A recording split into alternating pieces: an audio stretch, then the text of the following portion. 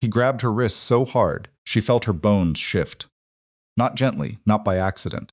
Brett Maddox's fingers locked around Nia Hollowell's wrist in front of 200 people, people in designer gowns and tailored tuxedos, people holding crystal champagne flutes worth more than her monthly rent, and not one of them moved. Not one voice rose. The laughter that had been cutting through the ballroom all evening went quiet for exactly 3 seconds, and then someone, a woman in emerald silk, let out a small, uncomfortable giggle, and that was enough permission for the rest of them to look away. They looked away. Every single one of them looked away. And Nia stood there, wrist locked, jaw tight, thinking, this is what invisible feels like when you're standing in a room full of people.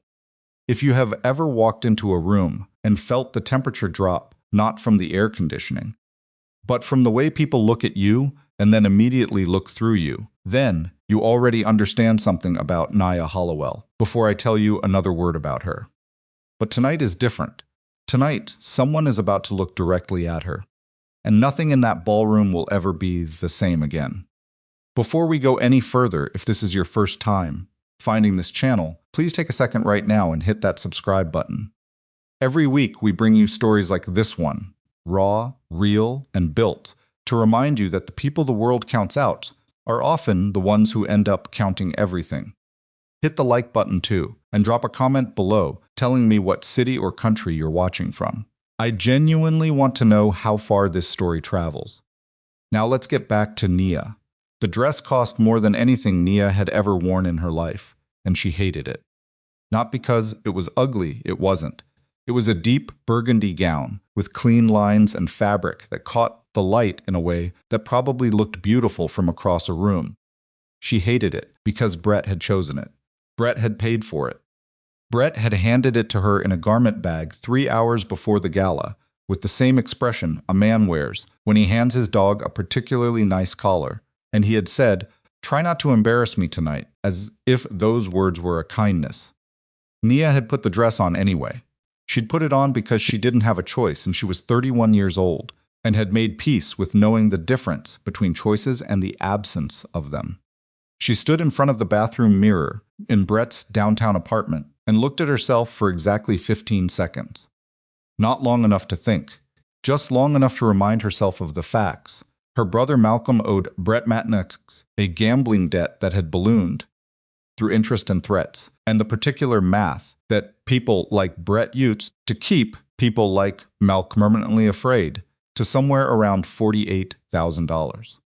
Brett had made it clear, not loudly, not dramatically, the way men like him preferred to operate, in the quiet spaces between words, that Malcolm's safety was attached to Nia's cooperation. And tonight, cooperation meant the gala. She turned off the bathroom light and went to put on her shoes. Nia worked as a forensic accountant. She spent her days inside numbers, following money through shell corporations and fabricated invoices and layered transactions designed specifically to fool people who weren't looking closely enough. She was very good at her job. She had a degree from a program that had made it clear, in small and large ways throughout her 4 years there, that it hadn't really been designed for someone like her, and she had finished in the top 8% of her class anyway. None of that mattered to Brett. Brett Maddox saw a large black woman in an expensive dress that he had paid for, and he saw a prop. Something to carry on his arm into a room full of people he wanted to impress. She wasn't sure what image he was going for. Maybe the idea that a man who could afford to bring her into this world had a certain kind of power, the kind that came from controlling things other people thought were uncontrollable. She had thought about that in the car ride over, sitting in the back of his black sedan, while he talked on his phone about something she wasn't supposed to hear, and she had decided she didn't want to understand it too closely. The Aurelius Foundation Gala was held in that took up the entire 15th floor of a hotel, so new it still smelled faintly of construction beneath the flowers. There were chandeliers. There were waiters in white gloves. There were approximately 200 people who all seemed to know each other in the fluid, careless way of people who had always existed in the same world, moving through the same parties and the same schools and the same inherited social geography without ever having to introduce themselves from scratch. Nia introduced herself from scratch every time she entered a room. She was used to it. The laughter started before she reached the champagne table. She heard it. She would have had to be deaf not to three women, positioned near the center of the room, none of them trying particularly hard to keep their voices down. One of them was tall, with red hair, swept up in the kind of way that looks effortless and costs a great deal of money to maintain. One of them was blonde and thin in that angular way that certain women achieve through a specific combination of discipline and misery. The third was older, somewhere in her late 50s, wearing pearls and an expression that suggested she had never been uncomfortable in her life. "I wonder who made the dress," the redhead said. "Obviously someone very dedicated," the blonde one answered. The older woman smiled over the rim of her champagne glass and said nothing, which was somehow worse. Nia kept walking. She took a glass of champagne from a passing tray. She wasn't going to drink it. She just needed something to hold and positioned herself near the edge of the room where she could see most of the space without being its center. This was something she had learned to do years ago, at events where she knew she was going to be watched. Put your back to something solid. Keep your sightlines clear. Give yourself the information advantage. The buffet table was 15 feet to her left. She was not hungry, but she moved toward it anyway, because standing still in the middle of a room where people were watching her felt worse than moving, and she needed to feel like she was going somewhere. That was when the blonde woman appeared at her elbow. The bump was deliberate. Nia knew a deliberate shoulder check when she felt one. She'd grown up with a younger brother who thought physical comedy was the height of wit, and this was calculated contact, performed at a specific angle, close to the buffet table. "Oh," the woman said, stepping back, performing surprise. "I'm so sorry. Someone should really—" She paused, looking at the table, then at Nia, completing the sentence with a smile. "Protect the food." Two men, standing nearby, laughed.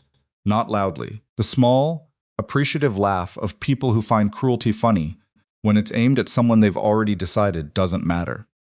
Nia said nothing. She put down the untouched champagne glass, straightened, and looked at the blonde woman with the specific expression she used in conference rooms when a CFO had just told her a lies, so obvious it was almost insulting.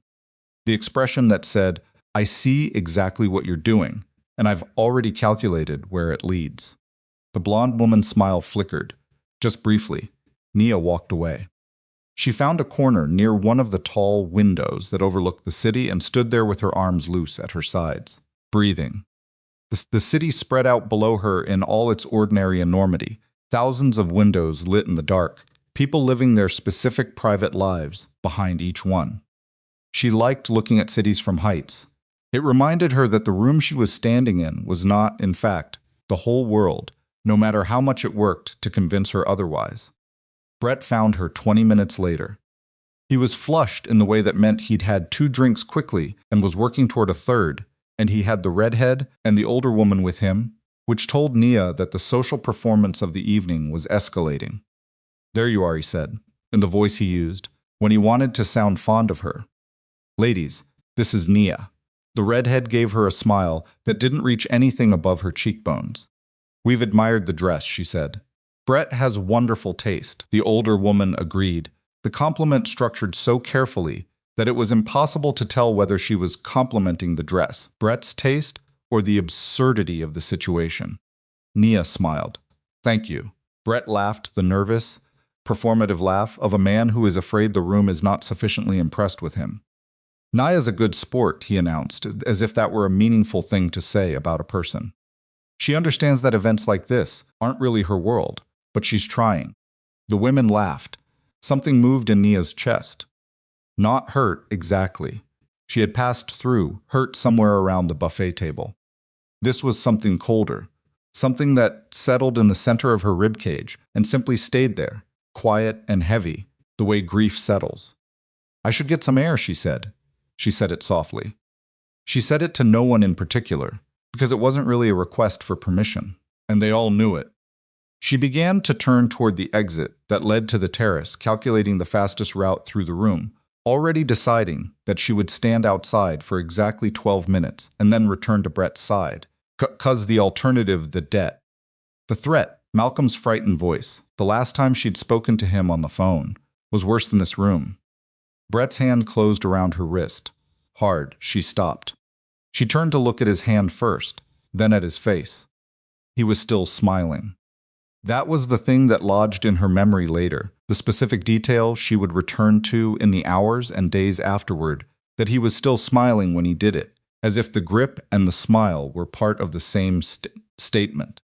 "Don't make a scene," he said quietly. "I'm not making a scene," she said. "I'm leaving for 12 minutes. You'll leave when I say." The two women were very carefully looking elsewhere. Around them, the party continued its music and its movement and its self-important noise, and Nia was standing with her wrist locked in Brett Maddox's grip in the middle of 200 people. And she understood, with a clarity that cut through everything else, that she was on her own. She would not beg him. That was the one thing she had decided before she'd gotten in the car that evening. Before she'd put on the dress, before she'd let any of this begin. She would not beg Brett Maddox for anything. She held his gaze.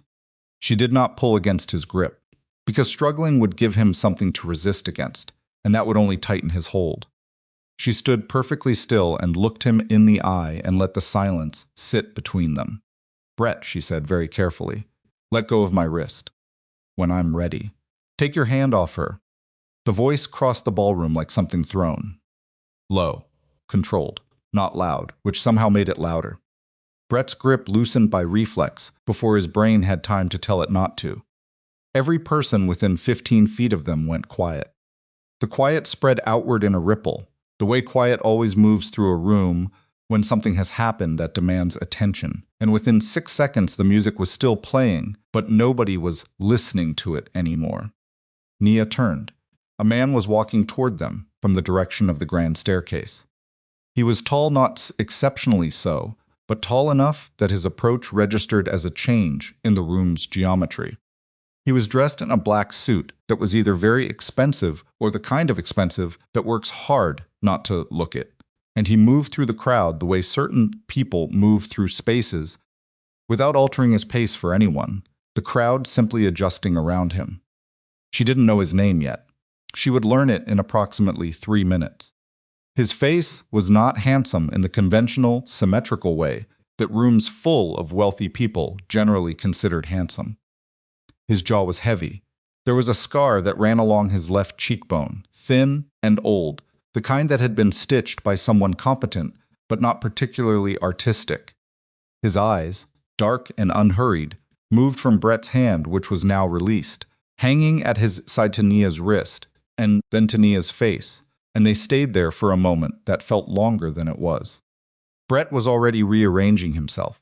That was the thing about men like Brett. They were extraordinarily good at rearranging themselves when they encountered something more dangerous than they'd expected.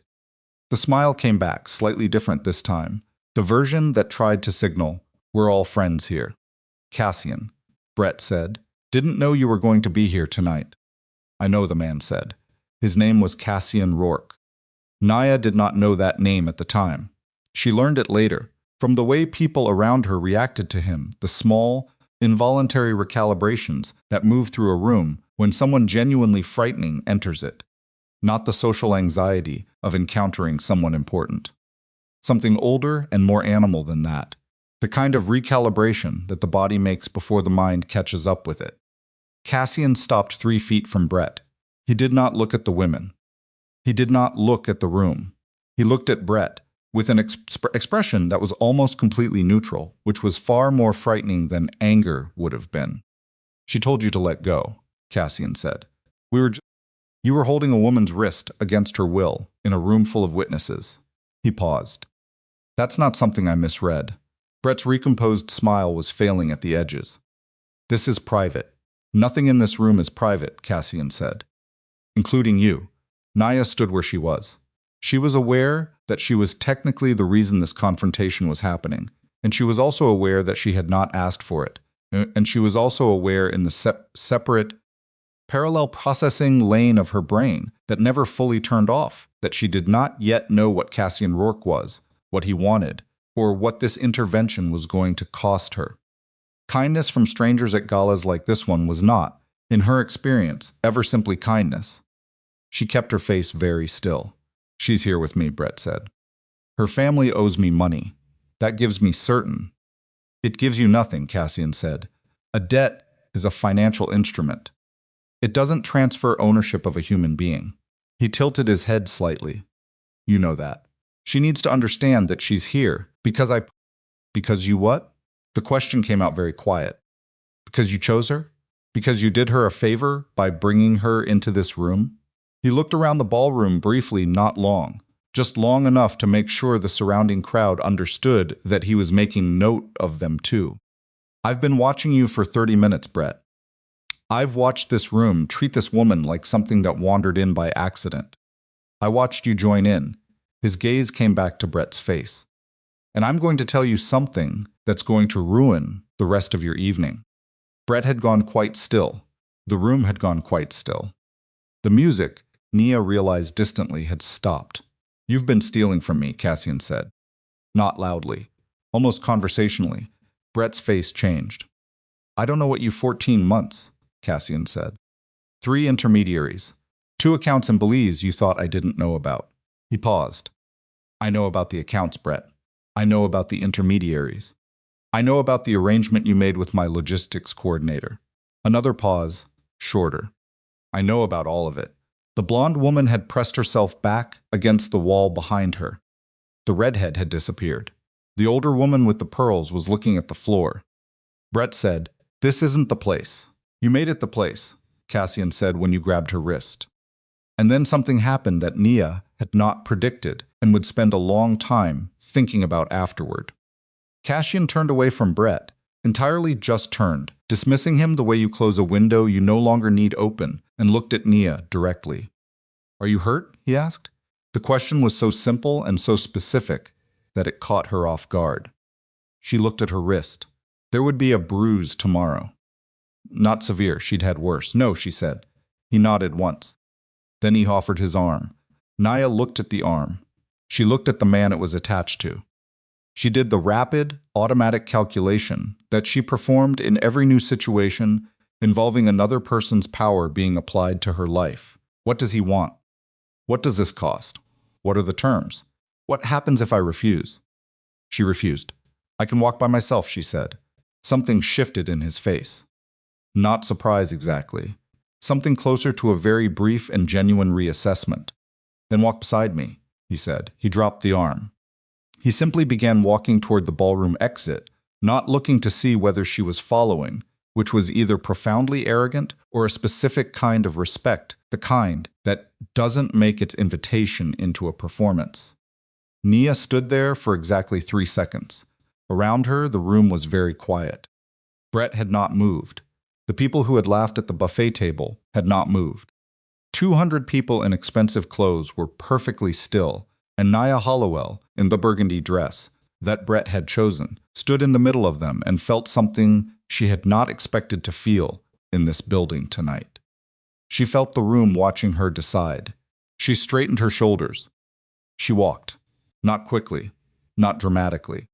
She walked across the ballroom at the pace of someone who has decided where she is going and sees no reason to rush about it, and the crowd parted around her, the same crowd that had laughed 40 minutes ago, the same people who had looked away when Brett grabbed her wrist and they let her through. She walked beside Cassian Rourke through the ballroom exit and into the corridor beyond, and behind her, she heard the room begin to breathe again, slowly, the way a room breathes after something significant has shifted inside it. In the corridor, she stopped. Tell me what just happened, she said. Cassian kept walking for 2 more steps before he stopped and turned around. He studied her for a moment, not the way Brett had looked at her all evening, not the way the room had looked at her, but with the specific attention of someone trying to accurately assess something they consider genuinely interesting. What specifically? He asked. You said he was stealing from you. That wasn't new information. She watched his face. You knew that before tonight. A pause. Yes, he said. So you had a choice about when to act on it. Everyone with information has a choice about when to act on it. That's what makes information valuable. You chose tonight, she said. In front of 200 people, when he had his hand on me. Cassian said nothing. That was deliberate, she said. He tilted his head in what was almost a nod. So I was useful to you, she said. The scene with me gave you the public justification to remove him in front of witnesses. She kept her voice even. Analytical.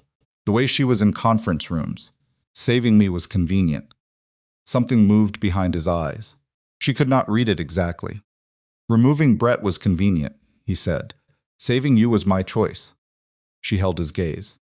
She was excellent at holding people's gazes when they were telling her things. It was a skill she'd developed over years of watching people decide whether to lie to her, and she looked at Cassian Rourke and tried to determine whether that was true. She could not tell. That in itself was interesting. I'm leaving, she said. I wouldn't recommend it. Excuse me? He was not threatening her. His tone was the same level it had been since he'd spoken in the ballroom, measured, unhurried, the kind of voice that didn't need volume, because it was already the loudest thing in any room it was in. Brett Maddox has lost his position, his protection, and his income in the last 15 minutes. A man with nothing left to lose and a clear target for his anger. He looked at her steadily. You're that target. Nia processed this. She processed it quickly, the way she processed financial data, stripping it down to its essential structure, looking for where the risk actually lived. He was right. That was the frustrating part. He was completely right, and she had already reached the same conclusion before he'd finished the sentence. I have a brother, she said. His name's Malcolm. Brett has a debt against him. I know about Malcolm, Cassian said. She went very still. How much do you know? He paused. Your brother's debt was held by Brett. Brett no longer operates. The debt structure is unclear. What does that mean for Malcolm? It means you should come with me tonight, he said, and we can work out what it means for Malcolm. It was not a generous offer. She understood that immediately. It was an offer with terms attached, terms she didn't know yet, from a man she didn't know, in a situation she had not chosen and couldn't immediately escape. It was, in other words, exactly the kind of offer that the women she admired in stories always warned you not to take. She took it anyway, not because she trusted him. She was 31 years old and had spent 4 years recovering her family's finances from the aftermath of her father's death. And she had learned very early that trust was not a thing you extended on the basis of someone doing something decent once. Trust was something you built through the accumulation of evidence, and she had exactly 15 minutes of evidence on Cassian Rourke. She took it because she understood risk, and the risk of walking out of that building alone with Brett Maddox somewhere behind her was greater than the risk of accepting the arm of a man who had, whatever his reasons, just stood in a room full of people and made it clear that she was worth standing next to. They walked to the elevator. In the elevator, going down, Nia looked straight ahead at the closed doors. Cassian stood to her left, approximately 2 feet away, looking at the same doors. My brother, she said. He's fine, Cassian said. For now. She filed that away on for now and just said nothing else. The elevator opened onto a parking level. A black SUV was waiting, engine running, a driver behind the wheel who didn't turn around. Cassian opened the rear door and held it, not taking her arm, not guiding her, simply holding the door open. She got in. He got in from the other side. The SUV moved. Nia sat with her hands in her lap and looked out the window at the city passing by and thought about the $48,000 her brother owed and the man sitting 2 feet away from her who controlled. She was beginning to understand a great deal more than $48,000 worth of this city. She thought about the look on Brett's face when Cassian had named the Belize accounts, that specific, trapped stillness that she recognized from her work. The moment when a person realizes that the information they believed was hidden has been visible all along. She thought about what else Cassian Rourke might know. She thought about what it meant that he'd been watching Brett for 30 minutes before he intervened.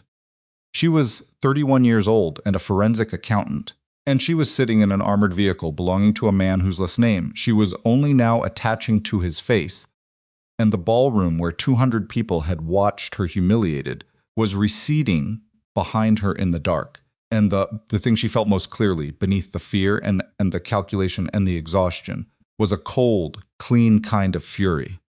Not at Cassian, not even at Brett, at the room, at the woman who had bumped her at the buffet table, at the people who had laughed, at the 200 witnesses who had looked away. At all of it, she turned from the window. You said you watched for 30 minutes, she said. Cassian was looking at his phone. He looked up. The three women near the center of the room, she said. You remember them. It wasn't a question. Yes, he said. You remember their names, she said. When you turned to them, you said you'd remember their names. I do. She nodded slowly. She didn't ask what he intended to do with the names. She didn't ask anything about it.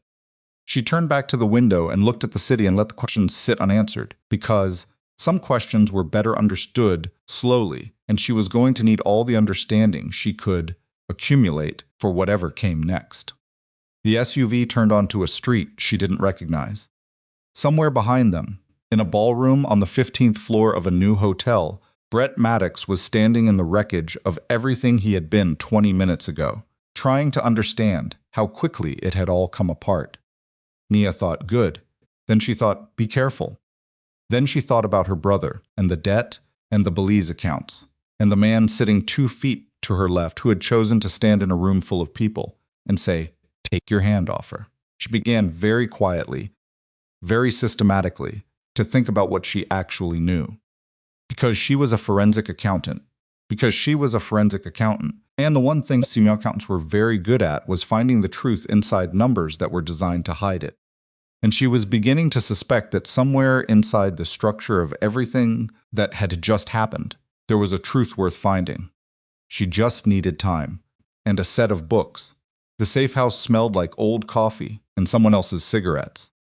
Nia noticed that first before she noticed the reinforced door, before she registered the blacked-out windows, before she took in the mismatched furniture and the single overhead light that buzzed faintly at a frequency designed to make you feel slightly worse than you already did. She noticed the smell, because smell was the thing the body cataloged before the mind could intervene, and her body was telling her that this place had held a lot of people who were frightened and waiting, and that she was now one of them. She stood in the middle of the room and did not sit down. Cassian's man, broad-shouldered, somewhere in his 40s, who had introduced himself as Dex with the specific brevity of someone who considered full sentences. A luxury set a bottle of water on the table and then positioned themselves near the door without being asked. Not blocking it, just near it. The distinction was deliberate and she noted it. You can sit, Dex said. I'm fine, Nia said. He shrugged and looked at the wall. Cassian had not come inside. She'd heard him on his phone in the corridor, his voice low and even, the conversation already moving past the ballroom and into whatever machinery the ballroom had set in motion. She stood in the safe house and breathed through her nose and performed a rapid structural assessment of everything she could see. 2 exits, 1 visible, 1 behind the door. Dex was standing near. 3 windows, all covered. Furniture that had been here a long time. A small kitchen off to the right where someone had left a coffee mug on the counter with the handle turned inward, the way people do when they live alone and have specific habits they don't think about anymore. The door opened and Cassian came in. He had taken off his jacket. His shirt was still buttoned to the collar. He moved to the kitchen, poured 2 glasses of water from the tap, not the bottle Dex had put on the table, which she registered as either a meaningful signal or simply practicality, and set one on the table in front of the chair across from where she was standing. Sit down, Nia. You keep saying that. You keep not doing it. I think better standing. He looked at her for a moment. Then he pulled out the chair across from the water glass, the one he'd clearly intended for her, and sat down in it himself. He set his own water glass on the table and rested his forearms on the surface and looked up at her. Then stand, he said. She stood. It felt less pointed now that he was sitting, which she suspected was exactly why he'd done it. Tell me about Malcolm, she said. Tell me what you already know and I'll fill in the gaps. My brother is 26 years old. He has a gambling problem that started 3 years ago when he was working night shifts and had too much time and too little judgment. He owes $48,000 to Brett Maddox. Brett uses that debt to keep my family cooperative. She said it without inflection, the way she would recite facts in a deposition. Malcolm is scared. He makes bad decisions when he's scared. What has he done? Cassian turned the water glass slowly, 1 rotation, then stopped. Nothing yet. Yet he's been asking around. About Brett. about where Brett's money moves. He paused. The wrong people have heard him asking. Nia felt the specific cold weight of that settle in her chest. Not surprise. She had known Malcolm would do something when he sensed the structure of Brett's control shifting. That was what Malcolm did. He sensed change and moved toward it before he understood what it was. The way people with bad luck always seem to find the one open door that led somewhere worse. Where is he now? She asked. At his apartment. For the next few hours, he's fine. Cassian looked at her steadily. After that depends on how tonight's reorganization shakes out. What does that mean in plain language? It means Brett had people who worked for him. Some of those people now have no income, no protection, and a very strong interest in finding out who dismantled their operation. He picked up the water glass, didn't drink from it, put it back down. And some of them know your brother was attached to Brett through the debt. Nia turned this over. She stripped it down to its structure. Malcolm exposed, asking questions in the wrong places visible to people who now had nothing to lose and reasons to be angry. The chain of liability was clear, and it was deeply unpleasant. What do you want from me? She said. The directness of it seemed to land. Not as rudeness. She could see he didn't take it that way. More like something that cleared the air. I want you to stay here tonight, he said. Tomorrow we can discuss terms. I don't agree to things without knowing the terms in advance. That's a reasonable position, he said, but I don't have all the terms yet. Tonight he paused, and for just a moment she saw something that might have been tiredness move across his face, faster than expected. She looked at him. You didn't plan for me. I planned for Brett. He chose the word carefully, a variable, a convenient one, an unexpected one. He met her eyes. There's a difference.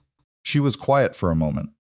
Outside, somewhere beyond the blacked-out windows, the city was doing what cities do at this hour, moving, rumbling, generating the low constant noise of several million people living their lives without any awareness that she was standing in a room she didn't choose, calculating terms with a man she didn't know, because her brother had a gambling problem and her family had run out of alternatives 6 months ago. She sat down, not at the chair he'd originally intended for her. She pulled out the one next to it instead, turned it slightly sideways, sat down with her back not entirely toward the room. Cassian noticed this. She could tell he noticed. Because something in his face settled slightly, the way faces settle when they're recalibrating. I need to call Malcolm, she said. Not tonight. He doesn't need to know anything tonight that will make him do something impulsive.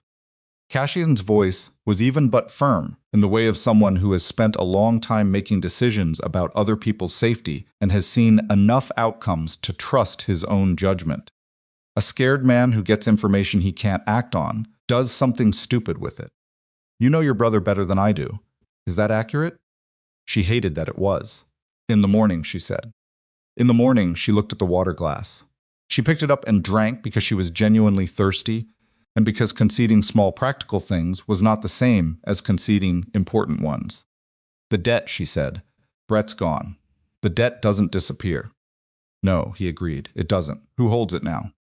That's one of the things we need to figure out. He leaned back slightly. Brett had a portfolio. Deb's properties, operations. All of it needs to be accounted for. She looked at him. Something was moving at the edge of her thinking, a shape she couldn't quite see clearly yet. You said accounted for. I did. That's interesting word choice. He waited. You stripped Brett in public tonight. That was deliberate. You wanted witnesses. You wanted it clean. You wanted it done in a way that couldn't be quietly walked back or negotiated. Which means you're not planning to absorb his operation quietly. You're making a statement.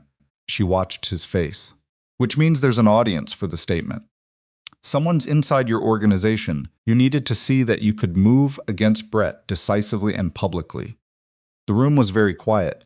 Dex, near the door, had gone very still. Cassian looked at her with an expression that was not quite surprise, and not quite respect, but occupied the territory, somewhere between them. You work that out fast, he said. I work with numbers, she said. Numbers tell stories, so do people. She set the water glass down. You have an internal problem. Someone positioned well enough that you needed Brett's removal to send a message to them, specifically. You're doing a lot of reasoning from limited data, he said. That's my job. She kept her voice neutral. Am I wrong? A pause longer than the previous ones. No, he said. Dex shifted his weight against the wall, just slightly. But she caught it. She filed that away too. Then here's what I want, she said. I want Malcolm's debt cleared. Not restructured, not transferred, cleared. I want it documented, and I want the documentation in my possession before I do anything that helps you. You haven't been asked to do anything yet. You will ask, she said. You moved fast tonight, and you have a gap in your financial picture, and I'm sitting in your safe house, which means you've already assessed that I might be useful. She looked at him directly. I'm very good at my job, Mr. Rourke. I've spent 4 years finding money that very sophisticated people worked very hard to hide. Whatever Brett was doing with your resources, I can find it. All of it. She paused, but not for free. The silence stretched. Then Cassian Rourke did something she didn't expect. He smiled. Not the social smile, not the performing for the room smile she'd watched him deploy in the ballroom. This was smaller and more private and faintly, genuinely amused. The debt, he said, and Malcolm untouched. And Malcolm untouched, she agreed. Anything else? I'll tell you when I find it, she said. He looked at her for a long moment, and she held it, and then he nodded once and stood up. Dex will get you whatever you need for tonight, he said. There's a room in the back. Lock it if it makes you feel better, though I'd point out that a locked door in this building means less than it would in yours. I know, she said, I'll lock it anyway. He picked up his jacket from the back of the chair. In the morning, Brett's financial record boards. Whatever we have on him. He paused at the door. I don't imagine you'll sleep much. I never do, she said. He left. Nia sat at the table for a long time after the door closed. She drank the rest of the water. She listened to the building settle around her. The ventilation system, the faint sound of traffic 3 floors below, Dex's quiet breathing near the door. She thought about Malcolm, and she thought about what Cassian hadn't said, which was in some ways more interesting than what he had. He hadn't denied the internal problem. He hadn't tried to minimize it.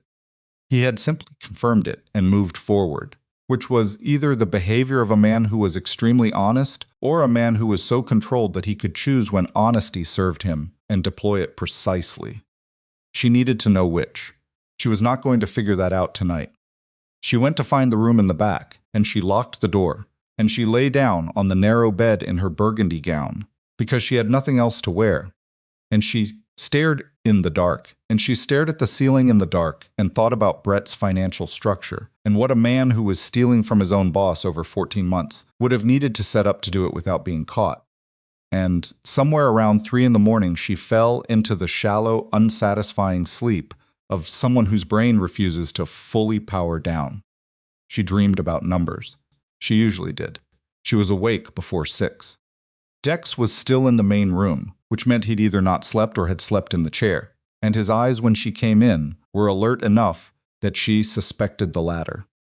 He handed her a cup of coffee without being asked, and she took it without saying thank you. And they sat in the early morning quiet of the safe house, with the comfortable nonverbal understanding of 2 people who had both been up most of the night and had run out of things to perform for each other. The files, she said. Being sent over, he said. Mr. Rourke said 7. It was 6:43. She drank the coffee. At 7:02, a man she hadn't seen before came through the door carrying a laptop and 2 external hard drives and set them on the table without speaking. He left. Dex brought her a second coffee. She opened the laptop. Brett's financial architecture, she discovered in the first 40 minutes, was simultaneously more sophisticated and more stupid than she'd expected.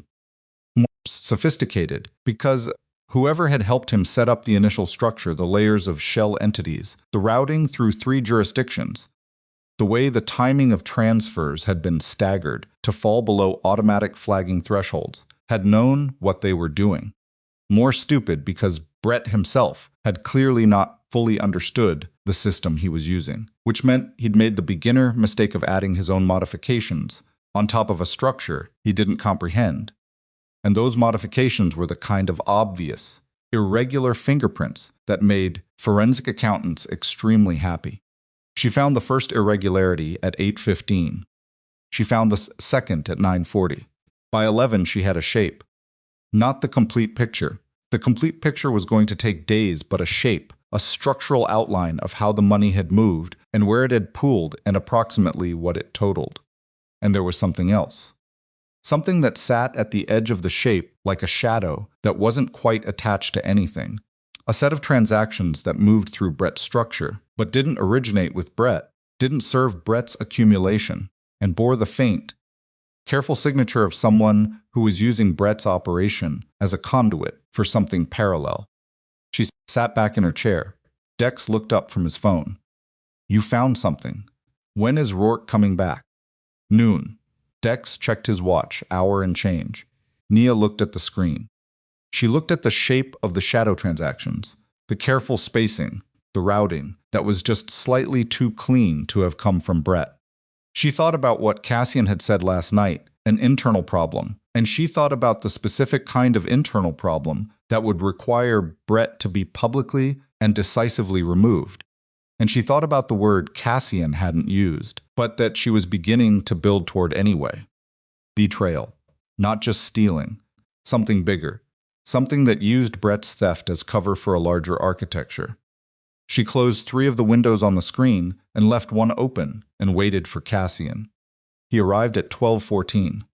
He came in and looked at her face and said nothing, which told her he could read faces well enough to know that she had something, and he pulled out the chair, the same chair he'd sat in last night, and sat down across from her and waited.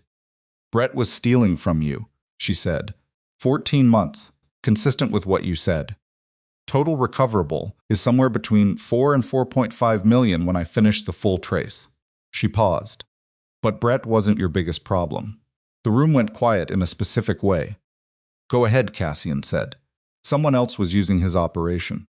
Someone who had access to the same routing structure, the same shell entities, but was running a parallel flow that had nothing to do with Brett's personal accumulation. She turned the laptop to face him. These transactions here. They're too precise. Brett was sloppy, his own modifications leave obvious marks. These don't. Whoever set up this layer knew the original system inside out. Cassian looked at the screen. His face gave nothing. Which means, she said carefully, whoever set this up was either the person who built Brett's system originally, or someone that person trusted enough to share the architecture with. Cassian's jaw tightened. 1 millimeter, barely visible. How much are we talking about, he said. In this layer? First pass, I'm seeing somewhere around 2 million moved over 8 months. But I haven't finished the trace. She held his gaze. There may be more. He was quiet for a long moment. She could see him processing it, not the numbers. The numbers were almost secondary. She understood that. He was processing the implication, the map of trust that this redrew. The fact that someone positioned closely enough to know the original architecture of Brett's system had been using that proximity for 8 months, and he hadn't seen it. You said you had an internal problem, she said. Last night. I did. This is bigger than what you were thinking. He looked at the screen again, then at her. Can you find out who? Give me 3 days, she said. I'll give you a name. The door opened. Not Dex's entrance. Dex was already in the room. This was the other door, the one at the back, and the man who came through it was someone Nia hadn't seen before, older than Cassian by perhaps 10 years, heavy-set, with silver at his temples, and the unhurried movement of someone who had been coming through doors and buildings like this one for a very long time. He carried his authority the way old furniture carries weight, without announcing it, simply by being present. Cassian stood. Silas, he said. The man looked at Nia. It was not the look Brett had given her at the gala, not cruel, not performative. It was the look of someone rapidly calculating risk, the way an experienced chess player looks at a new piece on the board. Didn't know we were bringing in outside help, Silas said. His voice was even, almost friendly. We're not, Cassian said. Nia is a guest. Long visit for a guest. Silas moved to the table, looked at the laptop without being invited to. His eyes moved across the open window quickly, taking in what was visible there. Brett's accounts? Preliminary trace, Nisa said. Because she had decided, in the 3 seconds since he'd walked through the door, that she was not going to let Cassian speak for her. Silas looked at her properly for the first time. Something shifted in his expression very briefly. Not enough to be certain about. Find anything interesting, he said. Still working, she said. He nodded. He looked at Cassian. We should talk. When you have a minute. I have one now, Cassian said. Silas glanced at Nia again. The glance lasted 1 second. Privately. There was a pause that lasted long enough to be a statement. Then Cassian said, Give us the room, Nia. She looked at him. She looked at the laptop. She closed it carefully, deliberately, and turned it so it faced her before she stood up. She went to the back room. She did not lock the door. She stood close enough to it to hear the low, indistinct murmur of the conversation happening in the main room. She couldn't make out words. She could make out tone, Silas's voice, carrying the particular pitch of someone presenting a case they'd prepared in advance. Cassian's responses shorter, clipped. She stood there for 11 minutes. Then Cassian knocked on the door frame, and she stepped so it wouldn't be obvious she'd been close to it. He's gone, Cassian said. What did he want? Cassian looked at her for a moment. He wants me to shut down the financial investigation. Leave Brett's accounts where they are. Write off the loss. Move forward. Nia processed this. He gave you a reason, she said. He gave me 3 reasons. None of them are the real one. Cassian leaned against the door frame, with his arms at his sides. Not crossed, she'd noticed he rarely crossed his arms, a small tell of someone who'd trained themselves not to perform defensiveness. He said it creates exposure, legal risk, brings attention to structures that should stay quiet. That's not an unreasonable argument, she said. No, he agreed. It's a good argument. The kind of argument you make when you know the subject matter well enough to understand exactly which concerns sound legitimate. She held his gaze. You think it's him. I don't think anything yet, he said. That's not how this works. He pushed off the doorframe. How confident are you in what you found this morning? The shadow transactions are real, she said. I'd bet my license on them. Who they belong to, she shook her head. 2 more days minimum. Then you have 2 more days, he said. He was moving toward the main room, and then he stopped and turned back. Silas has been with me for 16 years. She didn't answer. He was with me when I had nothing, Cassian said. When I built every piece of this from scratch, he was there. She understood what he was telling her, not asking for her sympathy, just giving her the weight of it, the specific gravity of 16 years, so that she understood the full dimension of what she was potentially building toward with her trace and her shadow transactions and her careful 2 days minimum. I know, she said. I'm sorry. He looked at her. The look lasted about 3 seconds. She was not sure what he found in her face, but whatever it was seemed to satisfy some question he'd been carrying. He went back to the main room. Nia stood in the narrow corridor between the rooms and breathed. In and out. The safe house hummed around her ventilation, distant traffic, the fluorescent buzz of the overhead light. She thought about what it meant to find something in a set of numbers that the person who had built the system desperately did not want you to find. She thought about Silas's eyes on the laptop, the quick scan, the 1-second glance at her when he asked if she'd found anything interesting. She went back to the table. She opened the laptop. She pulled up the shadow transactions, and she began again, more carefully this time, going not just forward through the structure but backward, looking for the original entry point, the first transaction that had seeded the parallel flow, the moment when someone has decided that Brett's architecture was useful enough to route something through. She found it at 4:37 in the afternoon. It was 8 months old, a small transfer, unremarkable on its surface, routed through one of Brett's mid-tier shells before flowing outward in a pattern she now recognized. Authorized, and she had to look at this twice, 3 times, because she needed to be certain before she let herself believe it authorized through a sub-account that traced back to a signatory she could not yet name, but whose signature pattern she was beginning to recognize from 3 other points in the data. She sat back. Her coffee was cold. She couldn't remember when she'd last eaten. The burgundy gown she'd been wearing for 19 hours was beginning to feel like a second skin, and not a comfortable one.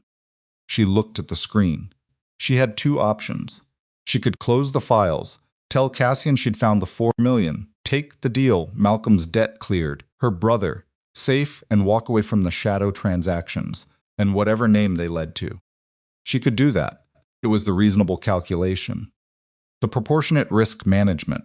The decision a person makes when they understand that the amount they've already won is worth more than whatever additional winning might cost them. Or she could open the next file. She thought about the gala. She thought about the room full of people who had watched Brett grab her wrist and looked away. She thought about 200 witnesses who had made their assessment of what she was worth and acted on it without a second thought. She thought about the older woman with the pearls and the comfortable smile of someone who had never been the person the room looked through. She thought about what it felt like to be underestimated so completely and so casually that the people doing it didn't even bother to be subtle about it. She opened the next file. The name wasn't there yet. But the architecture was becoming clear, the careful scaffolding of someone who had been doing this for a long time, who knew exactly how to build a structure that would survive a surface-level audit, who had positioned themselves close enough to the original system to know exactly where the gaps were. She was close. One more night, maybe two, and then she'd have it. She didn't hear the door behind her. She was deep in the data, in the particular tunnel focus that took her sometimes when the numbers were talking, and she did not hear the door until it had already opened. And by the time she looked up, Malcolm was standing in the middle of the room. Her brother, 26 years old, wearing a jacket that was too light for the weather, and the expression of someone who has done something they know was a mistake and have not yet decided whether to admit it. Behind him, Dex. He came in through the street entrance, Dex said. He was not making excuses. He was stating facts in the clipped tone of someone who is furious with himself and choosing not to show it. He knew the address. Nia stood up slowly. She looked at her brother. Malcolm, Nia. His voice was tight, the frightened voice. The voice she'd been hearing in her head since Brett's name first appeared in her life. I heard about Brett. I heard things where I didn't know where you were, and I went to Brett's building and they said there were men there. Nia, not Brett's men, different men, and they had questions, and I didn't. He stopped, swallowed. I think I said something I shouldn't have. The room temperature dropped several degrees. Dex was already on his phone. Nia crossed the room to her brother in 4 steps, took him by the jacket front, and said, very quietly, very clearly, "What did you say?" To whom? Exactly. Malcolm's eyes were wide and ashamed and frightened. There was a man. He said he was sorting out Brett's accounts. He asked about the debt. He asked about you. He looked at her face and flinched at what he saw there. He asked if you were working with Rourke, and I said, Malcolm. I said I thought so. Because Nia, I didn't know. I was scared, and he seemed like he was trying to help, and Cassian came through the door from the corridor. He took in the room in one sweep. Malcolm. Nia's grip on Malcolm's jacket, Dex on the phone, the laptop still open on the table. His face did not change expression. That was the thing about him. When things got quieter, and the quieter he got, the more the room understood that the situation had crossed into a new register. What did the man look like? Cassian said to Malcolm. Malcolm turned. He saw Cassian, and the already frightened expression recalibrated into something rawer. Heavy, silver hair. He was Cassian, held up one hand. Malcolm stopped. The silence that followed lasted approximately 4 seconds and contained, as far as Nia could assess, the weight of 16 years and a shadow transaction and a name she hadn't found yet, but was now running out of time to find carefully. Silas, Cassian said. Not a question. Dex looked up from his phone. Nia released her brother's jacket. She turned to the laptop. She looked at the open file and the architectural structure she'd spent the last 8 hours building toward, and she understood with total clarity that the 2 days she'd thought she had were gone, that the careful, methodical pace she'd been moving at was no longer available to her, and that whatever she was going to find in these numbers, she was going to have to find it now, tonight, before Silas understood exactly how close she was. She sat back down. She pulled the laptop toward her.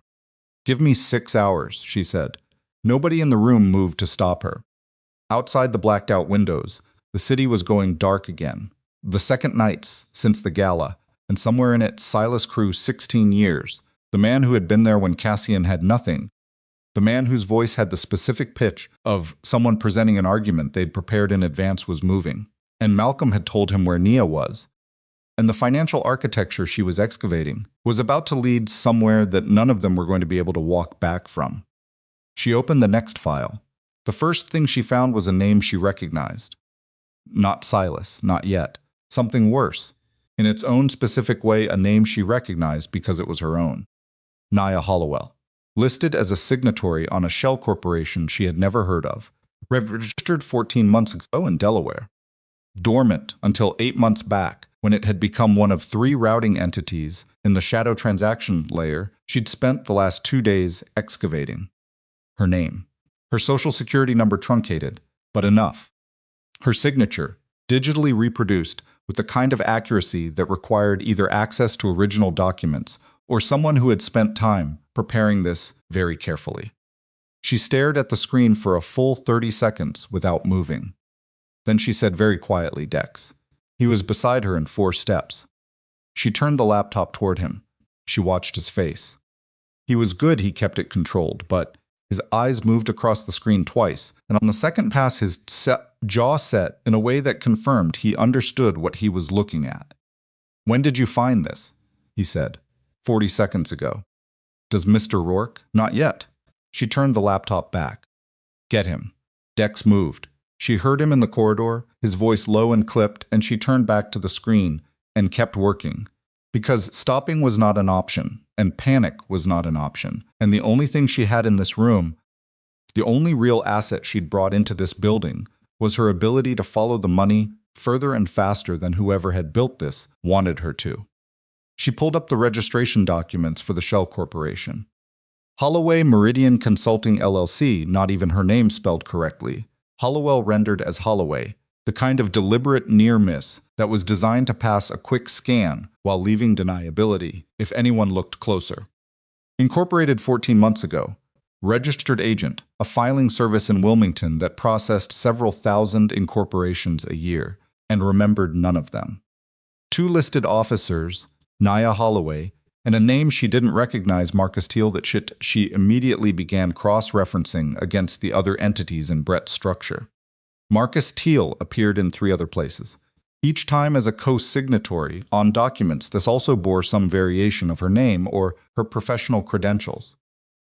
Each time at a specific point in the transaction chain that allowed money to move through the entity with the appearance of legitimate financial oversight. Someone had been building a frame around her for 14 months, before she'd ever walked into that ballroom, before Brett had ever put his hand on her wrist, before any of tonight had happened. She sat with that for exactly the amount of time she could afford to sit with it, approximately 8 seconds, and then she kept working. Cassian came through the door. He looked at her face first, then at the screen. She turned the laptop toward him without preamble. He read. She watched him read. He was faster than she expected, not a man who needed things explained twice. And she saw the moment he reached the name because his eyes stopped moving and stayed in one place for 3 seconds. And then he looked up at her. "This is your name," he said. "Yes, you're listed as a signatory. On a corporation I've never heard of, using documents I never signed, structured to make it look like I was managing the financial oversight of a money routing operation." She kept her voice level. It took more effort than she wanted to admit. "It's a frame. Someone built it before I was ever in this situation. Before Brett brought me to the gala. Before any of this." Cassian set the laptop down on the table carefully. He pulled out the chair across from her and sat down. He did not look away from her face. "How long ago was it built?" he said. "The first entity was registered 14 months ago. That's the same time Brett started stealing from you." She held his gaze. "Whoever built this started building it the same week Brett started moving your money. They needed a name to route through that would pass basic scrutiny. A real professional. Someone with credentials." Her jaw tightened. "They chose me. How did they get your credentials?" "I don't know yet." She did know that this was the question that mattered, because the answer narrowed the field of who'd have done this to people who had access to her professional information. Her licensing records, her social security number, her signature. The pool of people with that access was not large. I need more time. You don't have more time, Cassian said. Silas knows your brother came here. He knows you're tracing Brett's accounts. And now he looked at the screen. If this frame becomes visible to the wrong people before you can explain it, it stops looking like someone set you up and starts looking like evidence. The word sat between them. Evidence. She understood what he meant immediately.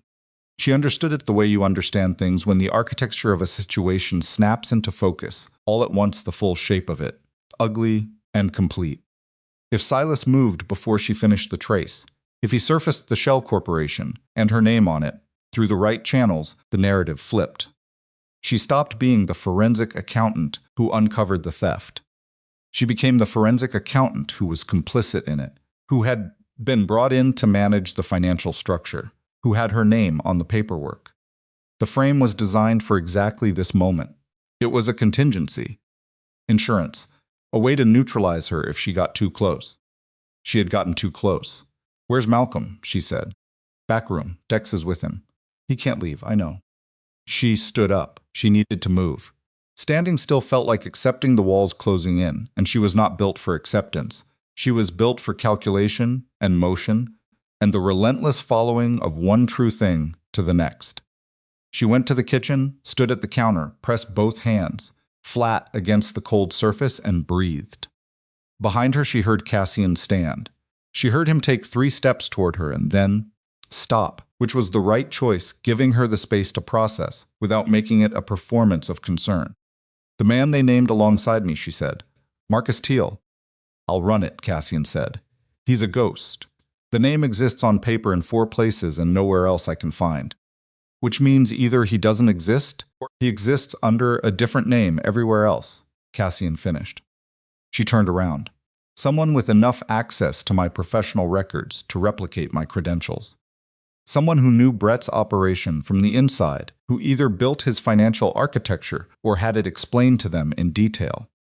Someone positioned well enough in your organization to have been doing this for 8 months without you seeing it." She said it plainly, not as an accusation, just as the logical structure of the facts. Cassian's face was very still. "Silas handled a lot of the administrative side," he said. "In the early years, financial structures, documentation." He paused. "He would have had exposure to Brett's setup. He would have had more than exposure," she said. "He would have had authorship." She watched Cassian absorb that. "I think Silas built Brett's system, not for Brett as a tool.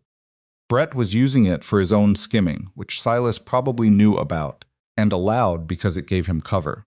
While Brett was stealing your money in a way that was visible enough to eventually be found, Silas was moving something else through the same architecture.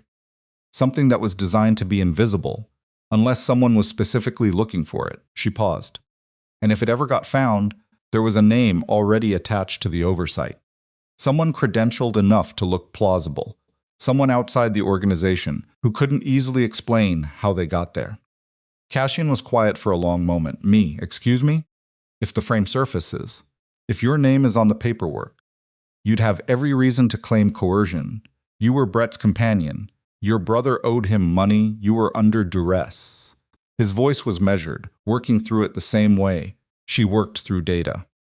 "But you're a forensic accountant who is inside my safe house, running a trace on my financial records. That's a fact that exists regardless of what you say about why you're here." He met her eyes. "Silas gets to surface the Shell Corporation. Your name, your presence here, and the story writes itself." She felt the temperature in the room drop, in a way that had nothing to do with climate. "He set up a frame that works whether or not I find him," she said. "If you find him before he moves, you expose him. If he moves before you find him, he exposes you." Cassian's jaw was tight. "Either way, he has a move." She turned back to the counter. She pressed her hands flat again and stared at the wall above the sink-cracked plaster, a water stain in the shape of something she didn't want to interpret, and she thought with the specific, stripped-down clarity that came to her sometimes under extreme pressure, when everything non-essential fell away and only the structure remained. The structure was this. Silas had built a system with 2 exits. In one exit, the investigation stopped. Nia walked away. Malcolm's debt was cleared. The shadow transaction stayed buried. In the other exit, the investigation continued, but Nia became its subject rather than its investigator. 14 months of preparation. The man had been building this before she existed in his world, which meant either he had identified her specifically as a target in advance, which required foreknowledge of her connection to Brett's operation, or the frame was designed to be applied to whoever came looking, and she happened to be the one who came looking. She turned around. How long has Silas known about Brett's stealing? Cassian's eyes sharpened. What do you mean? You said you knew about the Belize accounts, that you'd been watching Brett for months. How did you find out? A pause, short but significant. Silas brought it to me, Cassian said. The room went very quiet. Silas told you Brett was stealing, she said slowly. He brought you the information. He recommended the public removal. Cassian said nothing, because he had already followed it to the same place she had. Silas had handed Cassian the reason to move against Brett. At the exact moment when Brett's usefulness as cover was ending, when the shadow transactions had accumulated enough that Brett's architecture had served its purpose and could be dissolved. Silas had given Cassian the tool to clean up his own operation. And the public removal, the dramatic scene at the gala, had been the perfect cover for burning the evidence. Because when an organization moves against a corrupt member publicly and decisively, the subsequent financial investigation focuses on what was stolen, not on what was being routed through the same structures for other purposes. Except that Nia had looked at the routing. He didn't expect me, she said. He expected you to run a standard accounting check, find Brett's $4 million, recover what you could, move on. He didn't expect you to bring in a forensic accountant who would look at the architecture instead of just the withdrawals. Cassian looked at her steadily. Malcolm, he said. She didn't follow him immediately. Silas went to Brett's building, Cassian said. He found Malcolm. He asked if you were working with me. He paused. He wasn't checking on the investigation. He was checking on you specifically. On what you'd found. He stood up from the chair, which means someone told him you were more than a routine accountant. Who knew I was running a full forensic trace? Dex. Me. Cassian's eyes moved toward the corridor door. And whoever Dex reported to when he confirmed your credentials last night. She looked at the corridor door. Dex reports to Silas, Cassian said quietly. It was not a question. She felt something cold move through her. Not fear. Colder than fear. The specific sensation of understanding that the room you're standing in is not the room you thought it was. Dex, she said. Cassian moved to the corridor door and pushed it open. Dex. Silence. He pushed it fully open. The corridor beyond it was empty. They looked at each other. Cassian moved first, fast, through the corridor to the back room. Nia was right behind him. He pushed open the back room door, and she came through after him, and the room was empty, not just Dex empty, but wrong empty. The specific emptiness of a room that had been recently vacated by more than one person. The narrow bed was pushed aside. The window at the back was open 2 inches, enough to confirm that it had been opened from inside. Malcolm was gone. She stood in the middle of the room and looked at the open window and felt something in her chest that she had not felt since she was 23 years old, and standing in a hospital corridor, being told about her father, a feeling she had subsequently worked very hard to make structurally inaccessible. The feeling of something she had believed was solid, simply not being there anymore. Her brother was gone. Dex had taken him. She turned. She walked past Cassian, back through the corridor, back to the main room, back to the laptop. She sat down. She opened it. Nia. Cassian's voice from the doorway. I'm working, she said. They have Malcolm, I know. Her voice was very flat. Very controlled, which means I have approximately as long as it takes Silas to decide what to do with him before the situation gets irreversible. So I am working. She pulled the laptop toward her. Find Dex, I don't care how. Find him and find Malcolm. I will find Silas. A pause, you don't know it's Silas. Yes, I do. She opened the file. 14 months of architecture don't lie. People lie. People hide. Numbers show exactly what happened and when and why. She looked up at him. I'm going to find the account that Marcus Teal traces back to. When I do, I'll have a real name. And I think we both know what that name is going to be." Cassian looked at her for a long moment. Then he moved purposefully, quickly, without another word, back to the corridor, and she heard him on his phone immediately, the voice shifting into a register she hadn't heard from him before, clipped and hard and very final. She turned back to the screen. Marcus Teal. 4 appearances in the financial record, each as a co-signatory, each on documents that were designed to look like they'd been reviewed by independent financial oversight. The digital signature on each document carried metadata. She almost hadn't checked the metadata because metadata on forged documents was usually scrubbed, but this set hadn't been fully scrubbed. The scrubbing was good but not perfect. A rush job, maybe. Or the assumption that nobody would dig this deep. She dug this deep. The metadata on the 3rd document, a fund transfer authorization from Holloway Meridian Consulting to a Cayman entity, had been modified but not fully overwritten. The original creation timestamp showed a machine ID that she cross-referenced against the system metadata from 2 other documents in Brett's primary account files. Same machine. The documents attributed to Marcus Teal and the documents in Brett's legitimate operational files had been created on the same computer. She sat back. In Brett's operational files that Cassian's organization had collected from Brett's own office, files that Cassian's people had handled, there were 2 documents she'd glanced at briefly last night and set aside because they appeared to be standard internal approvals. She opened them now. The machine ID matched, which meant Marcus Teal's documents had been created on a computer that also generated Cassian's internal operational approvals. A computer that was not Brett's. Brett used a different system. She could see it in his file metadata, different machine ID entirely. A computer that was inside Cassian's organization. She pulled up the 2 internal approval documents. She looked at them properly this time, not skimming for financial data, but reading the structural information. Standard approvals, boilerplate language, the kind of document that moved through an organization's administrative system dozens of times a week. Approved and filed by... She stopped. She read it again. Filed and approved through the Administrative Coordination Office. 16 months ago, the same period when Silas had apparently begun setting the infrastructure of the shadow operation. The signatory on the filing receipt, not a name, an internal identifier code, matched a code she'd seen on 3 other internal documents in the files. She went back through the files. The code appeared 11 times, always on administrative filings, always routed through the same internal pathway. She needed to know whose code that was. She went to the corridor door. Cassian. He appeared from further down the corridor, still on the phone. He held up one finger and finished the call and came to her. "I need to know whose internal identifier this is," she said. She showed him the screen. "This code.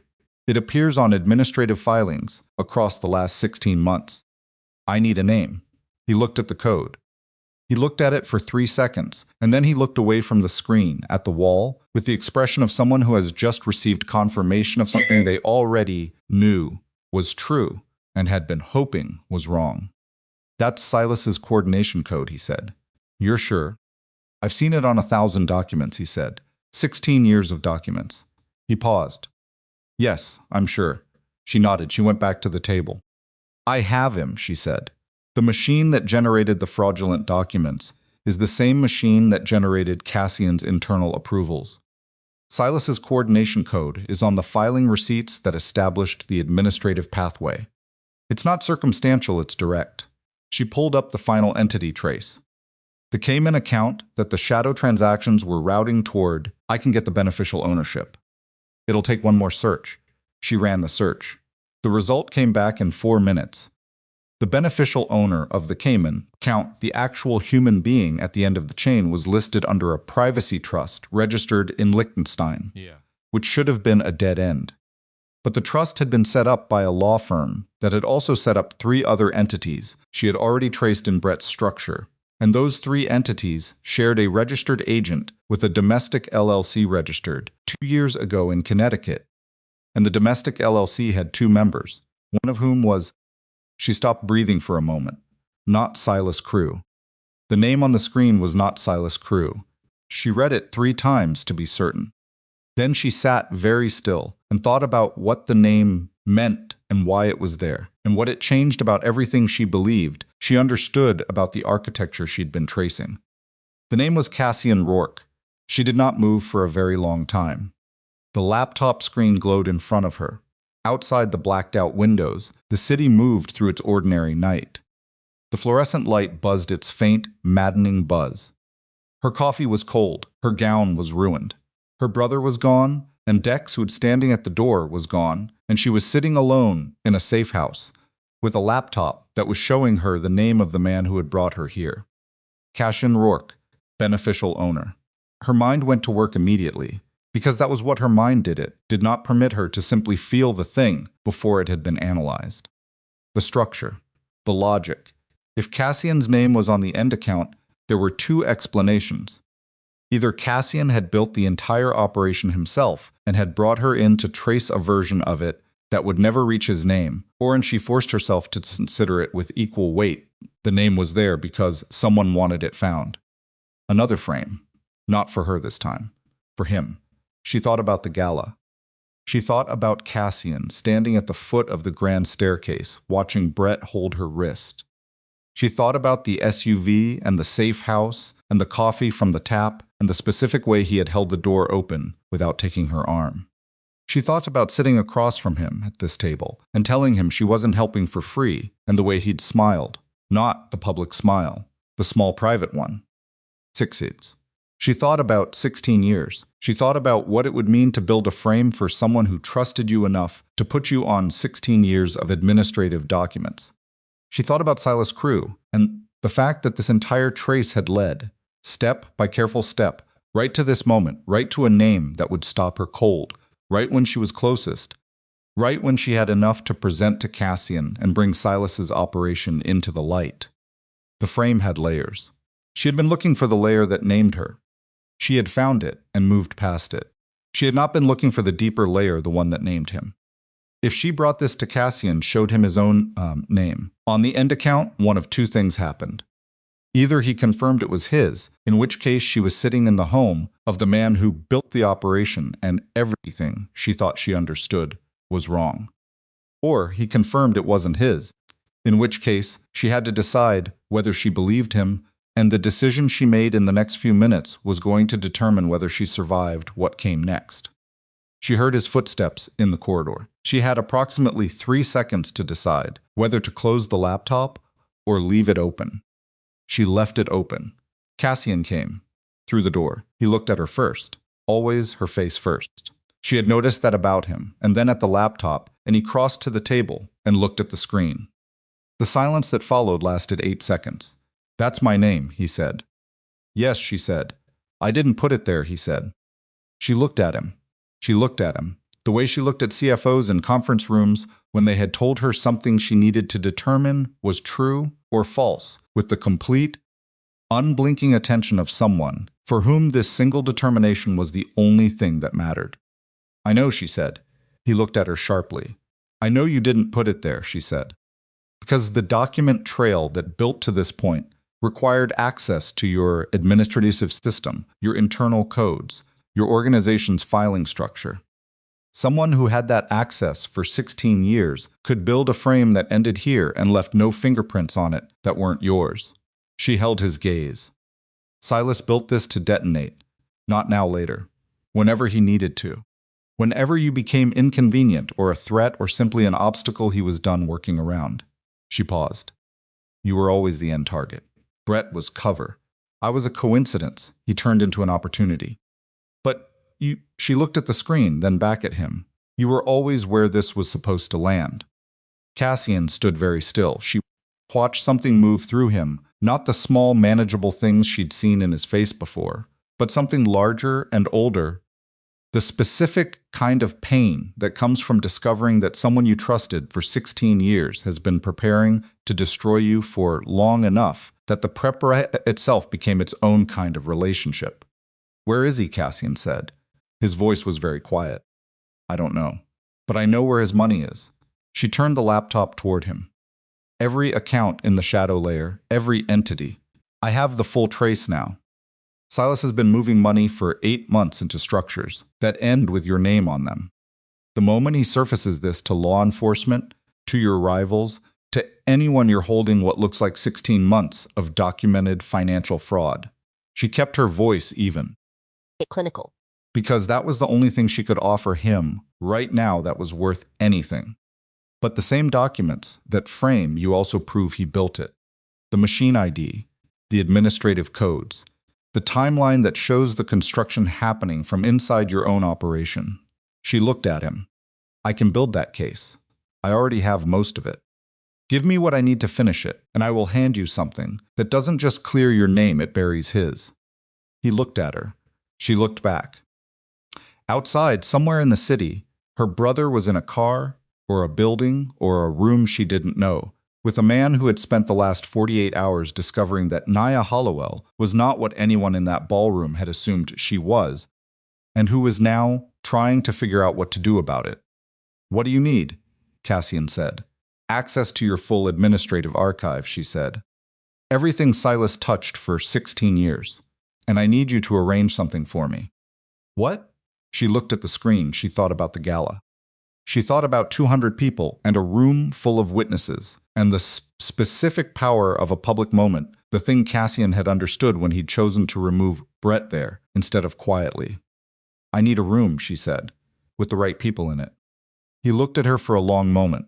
Something in his face shifted, not softening exactly, but opening the way a door opens that has been kept closed for a long time. The Whitmore reception, he said. 4 days. Half the city's financial infrastructure in one room. Including Silas?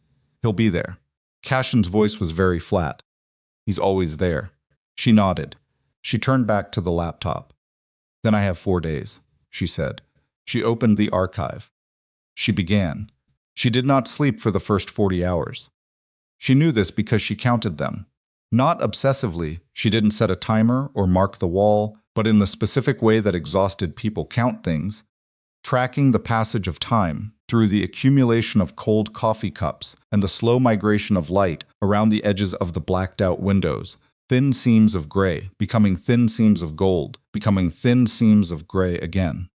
2 full cycles, 40 hours.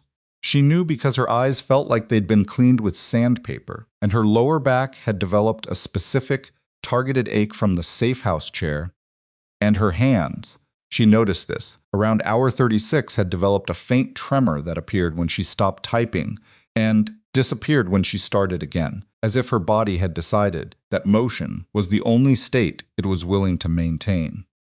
She worked.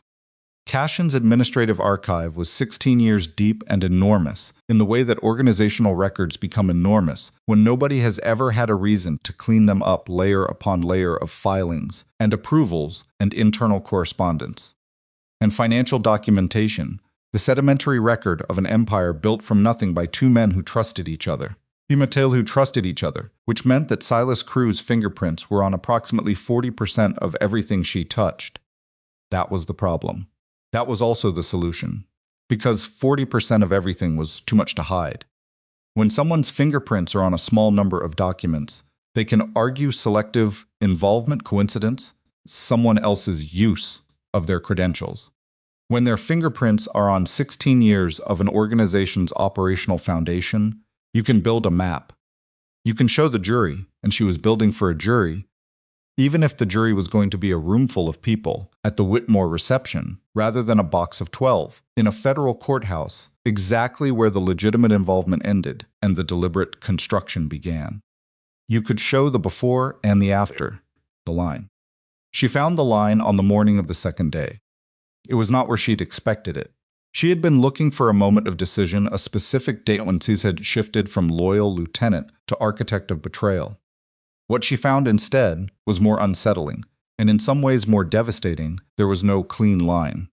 The shadow operation had not been constructed in a single moment of choice. It had grown incrementally, opportunistically, from a dozen small decisions over 4 years, each one building on the last, each one small enough to rationalize in the moment, until the accumulated weight of them had become something that could not be undone. She sat with that for the amount of time she afforded to sit with it. Then she kept building. By the evening of the second day, she had a dossier that ran to 63 pages of documentation, cross-referenced and annotated, the financial equivalent of a crime scene reconstruction. Shell corporations and their formation dates, transaction flows mapped against organizational timelines, the machine ID evidence linking Silas's administrative computer to the fraudulent documents, the internal coordination codes, the Cayman account beneficial ownership chain, and at the center of it, presented with the kind of clarity that made denial structurally impossible. The architecture of the frame, the shell corporation bearing Nia's name, the layered documents designed to redirect scrutiny onto her and then onto Cassian if the operation ever came to light. She printed it, all 63 pages. She numbered them. She made 2 copies. Cassian came in while she was collating the second copy. He looked worse than she'd seen him look. He'd slept, she could tell, because his shirt was different, which was the only external evidence he ever showed of time passing. But he'd slept the way people sleep when they're carrying something heavy, incompletely, waking at intervals to find the weight still there. There were shadows under his eyes that hadn't been there at the gala. He moved with the same controlled deliberateness, but there was something underneath it now, a tension in his jaw and his shoulders that she recognized as the physical signature of sustained dread. "Malcolm," she said. It wasn't a question. She'd been waiting for an update for 18 hours. "He's alive," Cassian said. "We have a location.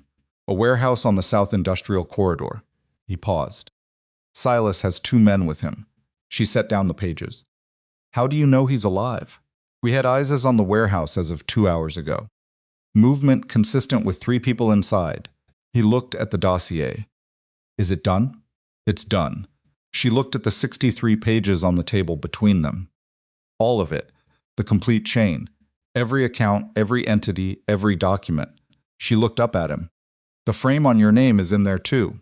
I've built the counter-narrative, the documentation that shows the frame was constructed from inside your own administrative system, by someone with your coordination codes, over a timeline that correlates directly with Silas's operational involvement." She held his gaze. "Presented correctly, it doesn't just clear you. It proves you were the target." He nodded. His eyes moved over the pages without picking them up. "The reception is tonight," he said. "I know. Silas will be there. He always arrives at 7:15. He finally picked up the top page. He read the first paragraph. He set it back down. "He'll know something is wrong the moment he sees you in that room." "Good," she said. He looked at her. "I need him to know something is wrong," she said. "I need him reactive, not composed. A composed Silas gives a composed performance. A reactive Silas makes mistakes." She looked at the dossier. "I've been thinking about how he operates. He's methodical, 16 years of methodical. But methodical people have a specific vulnerability. They trust the plan over the moment. When the plan starts deviating, they try to pull it back to the plan, instead of adjusting to what's actually happening." She looked back at Cassian. "I'm going to deviate from the plan. His plan or yours?" "Both," she said. He was quiet for a moment. "He has your brother." "I know.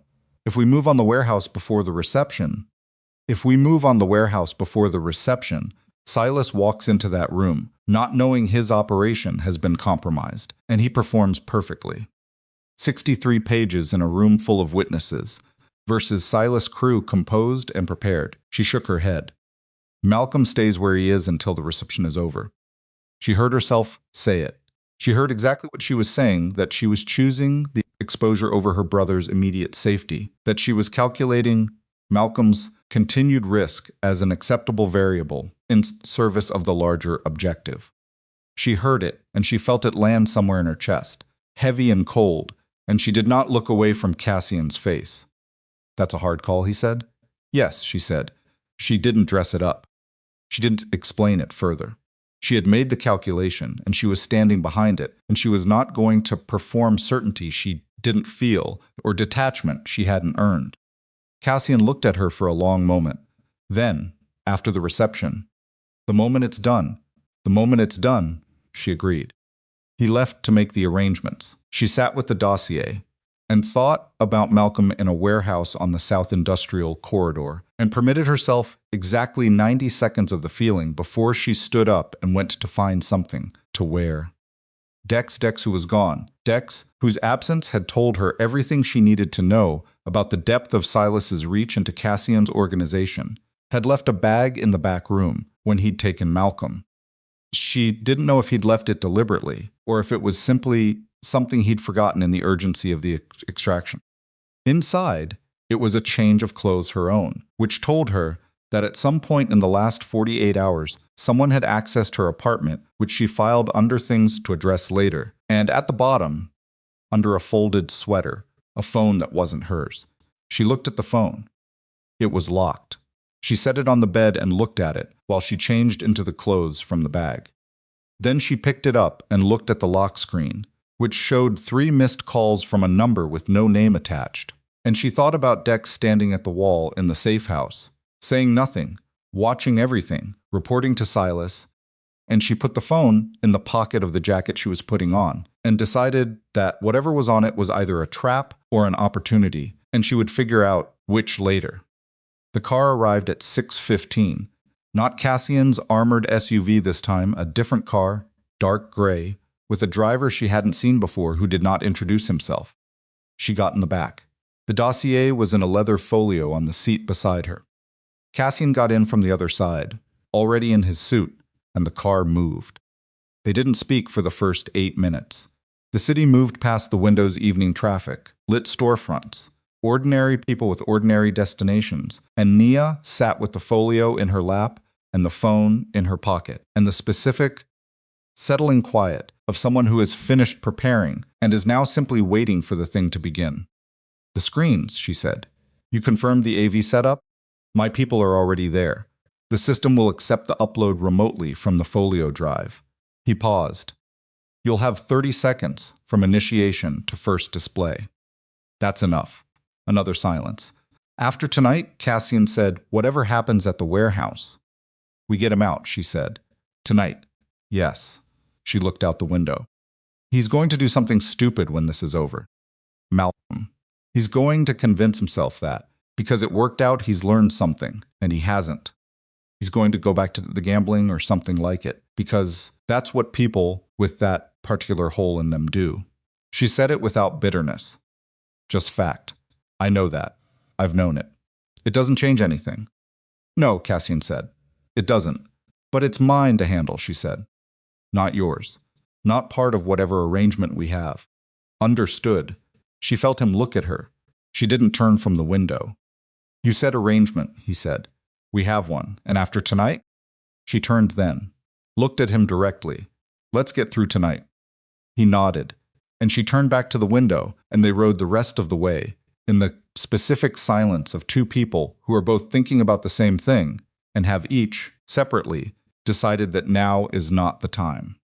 The Whitmore reception occupied the entire ground floor of a building that had been a bank in a previous life and still carried the architecture of that history: vaulted ceilings, marble columns, a floor that reflected light in all directions and made the room feel simultaneously larger and more exposed than it was. By the time they arrived at 6:52, the room held perhaps 120 people, and within 30 seconds of their entry, Nia felt the temperature change. Not the whole room, a sector of it. A cluster of perhaps 8 or 10 people near the center bar who had clearly been informed in advance, or who were rapid enough social processors to read the context of Cassian Rourke walking in with a woman they didn't recognize, but who was, carrying a leather folio with the focused expression of someone who was not there to drink champagne. She had worn midnight blue, not because it was dramatic or symbolic, but because it was the only other formal option that had been in the bag, and it happened to fit well, and she was not going to spend cognitive resources on clothing when she had 63 pages of financial documentation to deploy and a man's 16-year betrayal to dismantle in front of 120 witnesses. She found the AV connection point near the far wall, a small panel, exactly where Cassian's people had said it would be, and she inserted the drive from the folio and entered the initiation code and confirmed that the upload was queued, and she put the folio under her arm and turned back to the room. 7:12. She moved to a position slightly left of center, with clear sight lines to the main entrance and to the screens on the east wall, and she waited. 7:15. Silas Crew walked in. He was exactly as she remembered him, from the safehouse doorway, heavy-set, silver-templed, carrying his authority in that furniture-weight way. He was with two men she didn't recognize, and he was talking, as he walked, finishing a sentence, laughing at something the man on his right said, and then his eyes moved across the room, in the automatic, habitual sweep of someone who always scans a space on entry, and they found her. He stopped laughing. Not completely. He caught it. He was good he caught the laugh and smoothed it into a smile and kept moving, but the 3/4-second delay was there, and she had been watching for it, and she had it. He knew she was here. He knew this was not a coincidence. And now he was doing the calculation rapidly. She could see it in the set of his face, in the way his eyes moved to Cassian near the entrance, and then back to her, and then to the room, reading the geometry of the situations, the way a chess player reads a board when they understand that their opponent has set something they haven't seen yet. She started walking toward him. This was the deviation. The plan, the structure she and Cassian had discussed, had her waiting until Silas was positioned near the screens, until the maximum audience had assembled around him naturally, until the moment was right. But Silas was already recalibrating, already beginning the controlled withdrawal that methodical people performed when they sensed a plan deviating, already moving his body slightly toward the exit vector on his left. She was not going to let him compose himself. She crossed the room in 11 steps and stopped 4 feet from him. "Mr. Crew," she said. Up close he was larger than she remembered, and his eyes dark, very still, were the eyes of someone who had spent a long time in rooms, where showing the wrong thing at the wrong moment had consequences. He looked at her with the specific neutrality of a man running several calculations simultaneously and showing none of them. "Miss Hollowell," he said. His voice was completely even. "I didn't expect to see you here." "I imagine not," she said. The two men with him had stilled. The nearest guests had not yet registered that anything was happening. They were still in their own conversations, but the perimeter of awareness around them was beginning to expand. The way awareness always expanded in a room when something charged was happening. "You've been busy," Silas said. "I have, Mr. Rourke, keeping you occupied?" Something moved in the question. Not quite a smile, the implication of one. Among other things, she held his gaze. "I found the Cayman account." Nothing moved in his face. "I found Marcus Teal," she said. "I found Holloway Meridian Consulting. I found the machine ID on the fraudulent documents." She paused. "I found the administrative coordination codes." His right hand, she noticed, had moved slightly toward his jacket front. Not reaching for anything, just moving, the involuntary displacement of tension when the body has nowhere else to put it. "I don't know what you think you've found," he said. "I know you don't," she said. "That's why I'm going to show you." She looked at the man near the AV panel, Cassian's man, positioned there since 6:30, and she gave the small nod they had agreed on. The east wall screens, which had been displaying the Whitmore Foundation's donor highlights in a tasteful rotating presentation, went dark for 2 seconds. Then they lit up with the first page of the dossier. The room noticed. Not immediately, it took 4 seconds for enough heads to turn, but it moved through the space. The way attention always moved through formal rooms. First the people nearest the screens, then the ripple outward. Conversations dying in sequence, as people turned to look at something that was clearly not the Whitmore Foundation's donor highlights. Silas turned to look at the screen. She watched him look at it. She watched him read the header-shadow transaction analysis, full forensic trace, and she watched him read the first 3 lines below it, which named him by name and code and administrative position, and laid out in clean declarative sentences the structure of what he had built. His face did not crumble. She had not expected it to. Men who had been building something for 4 years did not crumble when it came apart. They went to another place, a cold operational place, where the only relevant question was what move remained.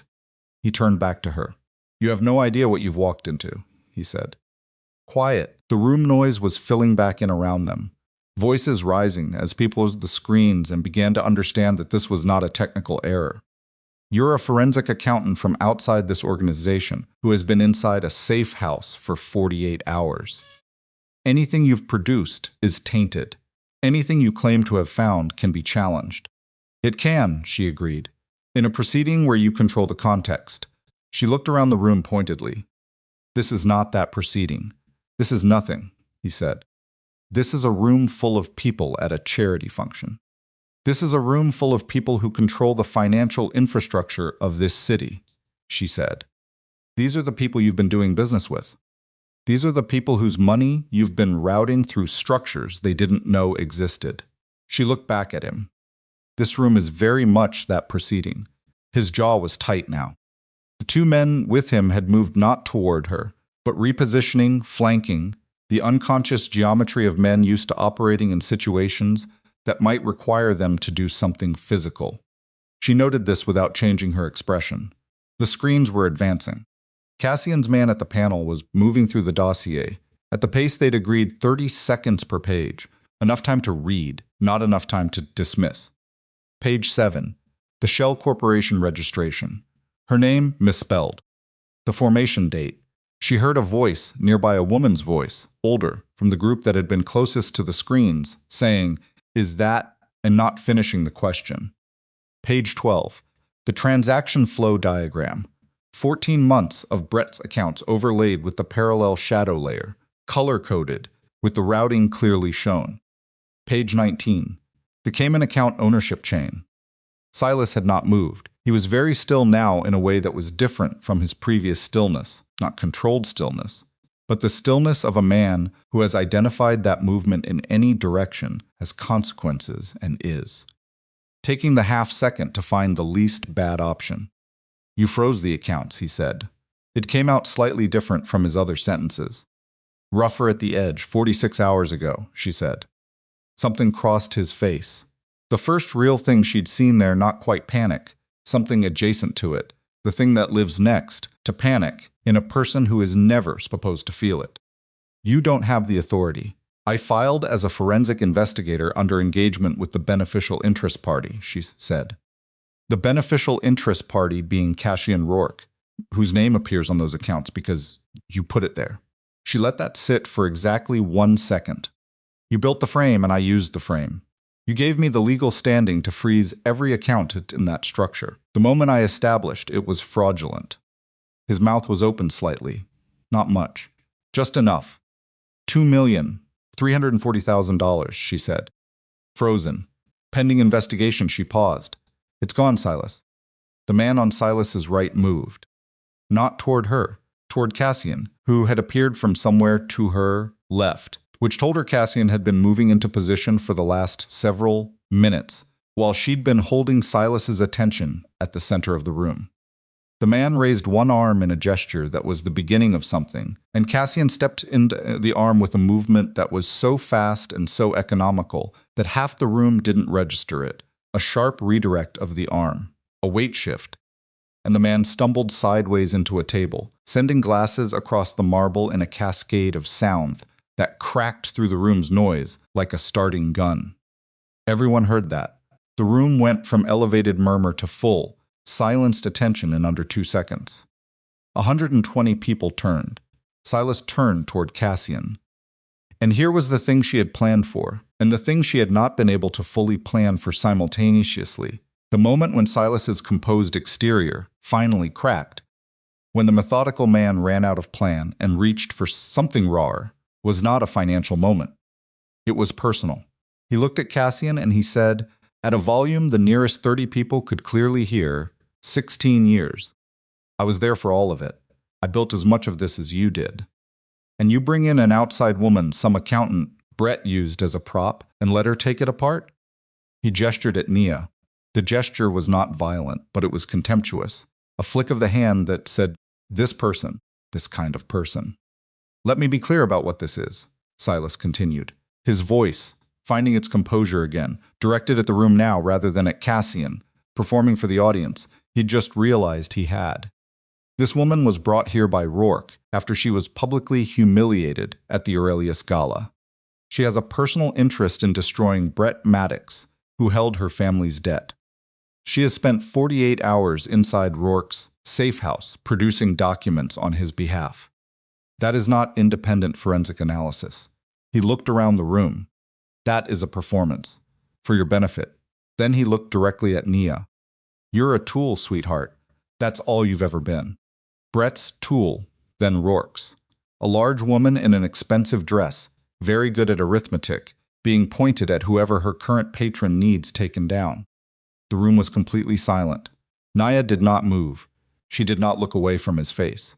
She let every word land, because they were designed to land, because Silas Crew had spent 16 years watching how people moved in rooms like this one, and he knew exactly which words would find the cracks in the foundation of what she'd built here tonight, knew exactly which wound to press on in front of 120 witnesses. She let him finish. Then she opened the folio she was still holding. She took out one page. One single page that she'd kept separate from the dossier, for exactly this reason that she had not uploaded to the screen display, that she had printed on plain paper at the safe house and folded once and put in the folio and carried here. She held it up. This is a bank statement, she said. Her voice was level and clear and traveled across the silent room without effort. From a personal account held under the name Marcus Teal at a private bank in Geneva. She let that name sit. Several people in the room clearly recognized it. She saw the recognition move through a cluster near the bar, quick and electric. Marcus Teal is the co-signatory on 5 shell corporations. In the financial structure I've been tracing. She looked at Silas. Marcus Teal is also the name on a lease agreement for a property in Bridgeport, Connecticut. The lease guarantor on that agreement provided a reference, a business reference. She turned the page outward so that anyone close enough could see the letterhead. The business reference was provided by Crew Administrative Services, LLC, a Connecticut company registered 11 years ago with 1 listed officer. She let the pause happen. Silas Crew, she said. The sound that moved through the room was not a gasp. It was more like a collective shift, the sound a room makes, when a large number of people simultaneously revise their understanding of what they are witnessing. Silas's face had gone very still. Marcus Teal is your account, she said. Your name under different paper. The forensic trace doesn't just show what was moved through the shadow system, it shows where it ended. And it ends there. She lowered the page. I'm not a tool, Mr. Crew. I'm the person who followed your money further than you thought anyone could. Silas moved, not toward the exit, toward her. He closed the 4 feet between them in 2 steps, and his hand came up, not a gentle grab, not Brett's cold grip, but something larger and more desperate, and Cassian was across the room in the same instant, stepping between them with a force that took Silas's momentum and redirected it hard, slamming him back into the nearest surface, which happened to be one of the marble-top tables along the wall, and the impact sent the table back 2 feet and brought 2 floral arrangements and a dozen champagne glasses crashing to the floor in a sound like something breaking that had been under pressure for a long time. Silas was against the wall, Cassian's forearm across his chest, and the room around them was frozen 120 people, utterly still. The only sound the settling of broken glass and the ventilation system and Silas's ragged, furious breathing. Cassian could end it. She could see it in his posture, the weight distributed, the position that allowed for something worse than this. If he chose, she could see Silas see it too. The 16-year calculation landing on its final number. She took 1 step forward. No, she said. Cassian's eyes moved to her. Just briefly. The question in them was very clear. Not here, she said. Not like this. The room was watching. Every single person in it was watching. The same dynamic that had existed at the Aurelius Gala, the audience, the power, the performance of what power does when it has no witnesses versus what it does when it has all of them, was alive in this room right now. And she understood it. And she understood what the choice Cassian made in the next 10 seconds was going to communicate to everyone present. He's already finished, she said.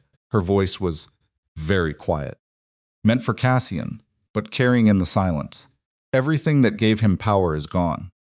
The accounts are frozen. The operation is documented. The room knows.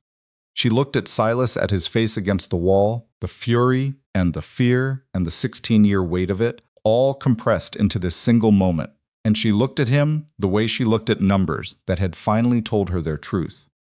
Take it all the way to violence and you make him a martyr. Leave him with nothing, and he's just a man who got caught. Cassian held the position for 3 seconds. Then he stepped back. Silas's legs held barely.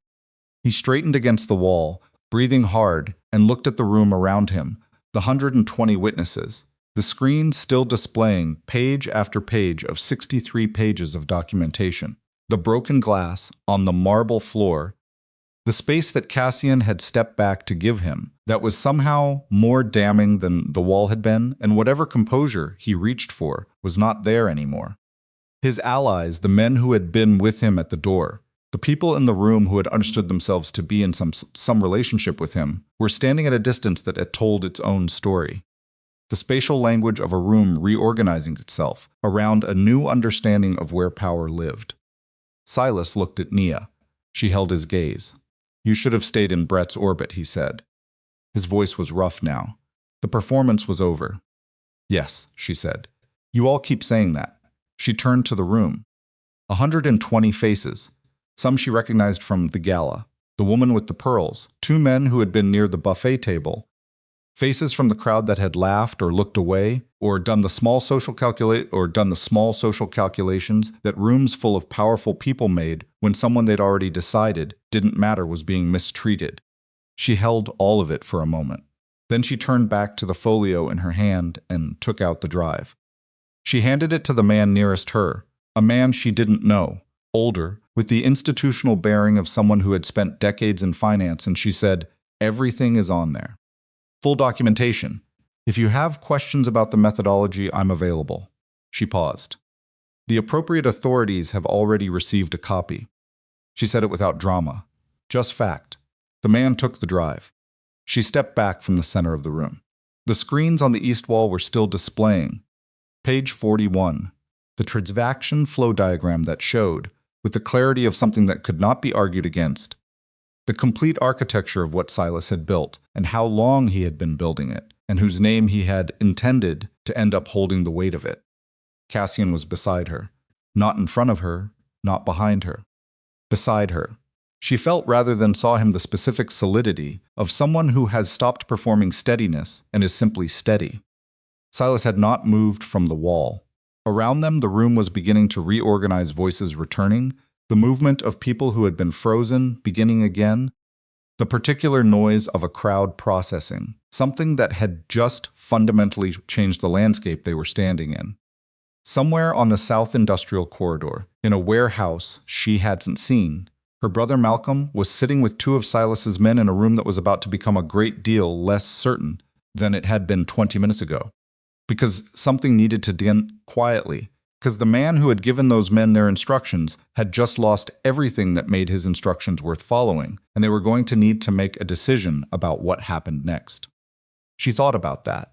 She thought about the drive in the older man's hand, and the copies already sent, and the 63 pages still scrolling on the east wall screens. She thought about the phone in her jacket pocket, Dex's phone, with its 3 missed calls from the unnamed number. And she thought about whether Dex was the kind of man who followed orders, or the kind who followed outcomes. And she thought there was a specific kind of intelligence in being very good at reading which kind of person you were dealing with. And she had 48 hours of evidence on Dex. And she was going to have to make a call about him in the next very short period of time. Cassian turned to her. "The warehouse," he said. "Yes," she said. He was already moving toward the exit. She was right beside him, matching his pace, and the room parted around them, around both of them, and she did not look back at Silas against the wall, or the screens, or the 120 witnesses, or any of it. She looked at the exit. She looked at what came next.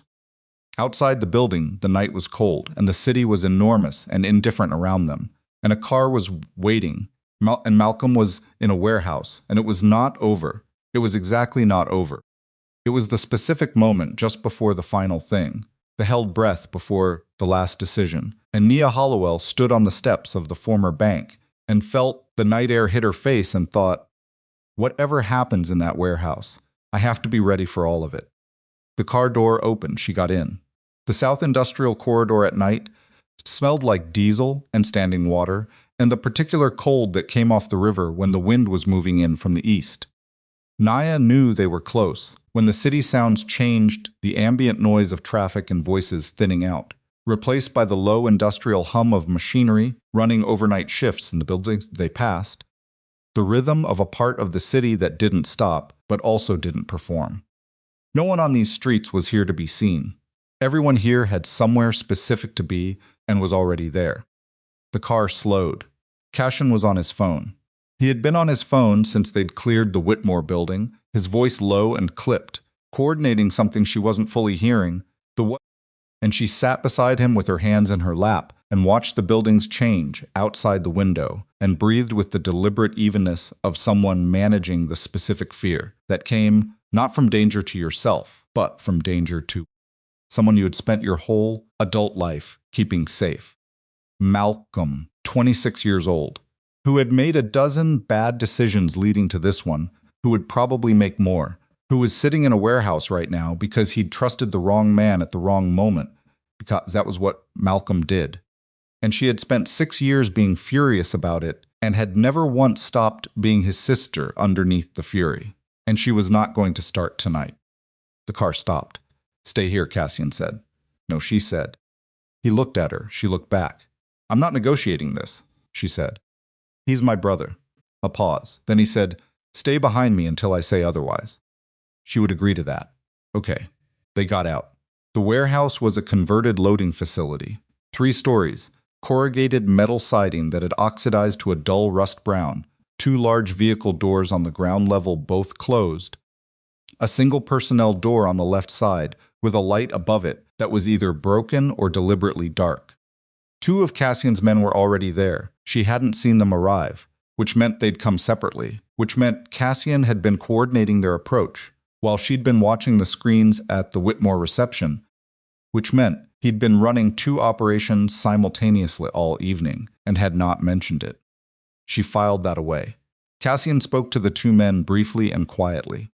She caught the structure of it without all the words, positions, timing, the specific logistical language of people who had done this kind of thing before and had a shorthand for it. One of the men moved to the right side of the building. The other stayed near the vehicle doors. Cassian turned back to her. 2 men inside with Malcolm. We believe both are armed. The building has a secondary exit on the northern side that we're covering. He looked at her directly. Silas won't have been able to reach them since the reception his phone access was cut 20 minutes ago. They don't know yet. They'll know something's wrong, she said. When they can't reach him, yes. Which makes them unpredictable. Yes, he said again, no decoration on it, just the fact. She thought about Dex, about the phone in her pocket. She pulled it out and looked at it, the locked screen, the 3 missed calls from the unnamed number. Dex, she said. He took Malcolm. He was reporting to Silas. She looked up at Cassian. But he left the bag in the back room. My clothes. His phone. She turned the phone in her hand. Either he left it by accident or he left it deliberately. Cassian's eyes moved to the phone. If he left it deliberately, she said, he was leaving me a way to reach him. Which means he made a decision at some point between taking Malcolm and now. She held the phone out. 3 missed calls. 1 number. If that's Dex trying to reach back, or it's Silas trying to reach Dex through his own phone, Cassian said. Yes. She looked at the phone. One way to find out. He held her gaze for 3 seconds. Then he took the phone, pressed call on the missed number, and held it to his ear. 4 rings. Then I was wondering when someone would call back. Dex's voice. Flat. Careful. Cassian said, where is he? A pause on the line. The kid is fine. He's sitting on a crate eating a sandwich because I told Reyes to feed him. Another pause. I want to make something clear before this goes any further. Make it clear, Cassian said. I didn't know what Silas was building, Dex said. I reported to him. That's what I did. He told me to watch the accountant, report her progress, keep him updated. I did that. His voice tightened slightly. He didn't tell me why. He never told me why. When I found out he had the kid a beat, that was the first time I understood what I was actually part of. Cassian said nothing. I'm not asking for anything, Dex said.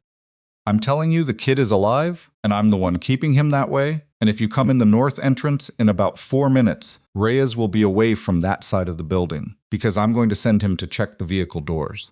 Cassian looked at Nia. She thought about Dex in the safe house. The coffee. The clipped, economical communication. The way he'd watched her work without commenting on it, without the particular kind of watching that meant something threatening. She thought about him leaving the bag. 4 minutes, Cassian said, and ended the call. He handed her the phone. She put it back in her pocket. They went in through the north entrance. The warehouse interior was high-ceilinged and cold, smelling of old machine oil and concrete dust, lit by 4 work lights hanging on cables that left long shadows between them. She could see Malcolm before her eyes had fully adjusted to the light sitting on a wooden crate near the center of the space. Wrists not bound, which she registered as the first breath she'd fully taken in 4 hours. He had his elbows on his knees and his head down, and he was eating a sandwich with the mechanical, joyless focus of someone who has been running on adrenaline for too long, and whose body has seized the first available food, regardless of whether their mind wanted it. He looked up. He saw her. His face did something complicated: relief and shame, some simultaneously, crashing into each other in the way they always did with Malcolm. The two feelings so fused in his experience of his own life that she wasn't sure anymore whether he could feel one without the other. Nia, he said. She crossed the floor. She looked at him, really looked his. The way you look at someone when you need to confirm with your own eyes that the damage is only what you can see and not something worse. He was pale. He had a bruise developing along his right cheekbone that hadn't been there when she'd last seen him. His jacket was torn at the left shoulder. The bruise, she said. I argued with Reyes when they first brought me in, he said. I stopped arguing. Good, she said. He looked at her face. You okay? I'm working on it. He stood up, and she let him. And when he put his arms around her, she stood inside it for exactly the amount of time it took her body to confirm that he was whole and present and warm, and then she stepped back. We're leaving, she said. Yeah, he said. Okay. Dex materialized from the shadows on the far side of the building. He looked exactly as he had in the safe house. Same jacket, same economy of movement, same face that gave nothing away except what he chose to give. He looked at Cassian and held the look for a moment that carried the weight of several things neither of them was going to say in a warehouse at this hour. Reyes, Cassian said, send him to the vehicle doors. He'll figure it out in about 2 minutes. Dex paused. He doesn't know anything beyond following Silas's instructions. He's not a problem. That's my call, Cassian said. Yes, Dex said, it is. Another silence. You come in tomorrow, Cassian said. We talk. Dex nodded once. That was all. They left through the north entrance. Malcolm walked between Nia and one of Cassian's men, still holding the half-eaten sandwich with the slightly dazed expression of someone whose situation has changed faster than their nervous system could update. The cold hit them when they came outside, and Malcolm pulled his torn jacket tighter and looked up at the overcast, orange-gray with reflected city light, no stars, and exhaled a long, ragged breath that turned to vapor in the cold.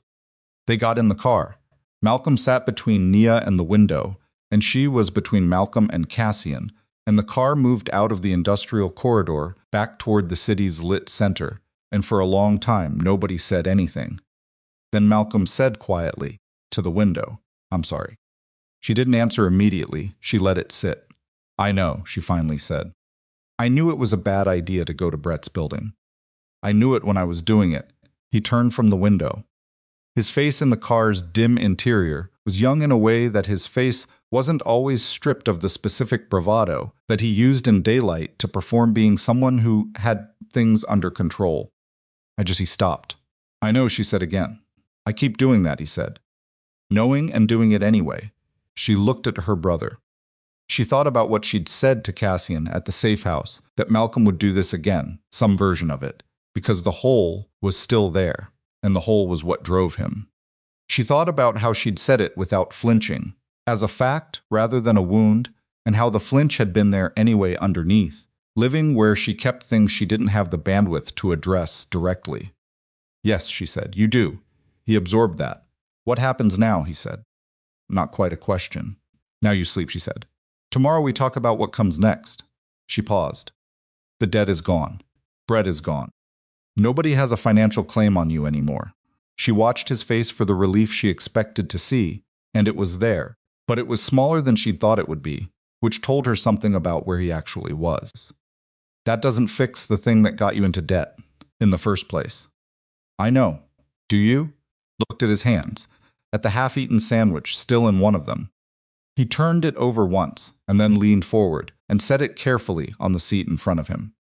I've been thinking about it, he said. In there. When I was sitting on that crate for 6 hours. He was quiet for a moment. I think about the feeling more than I think about the money.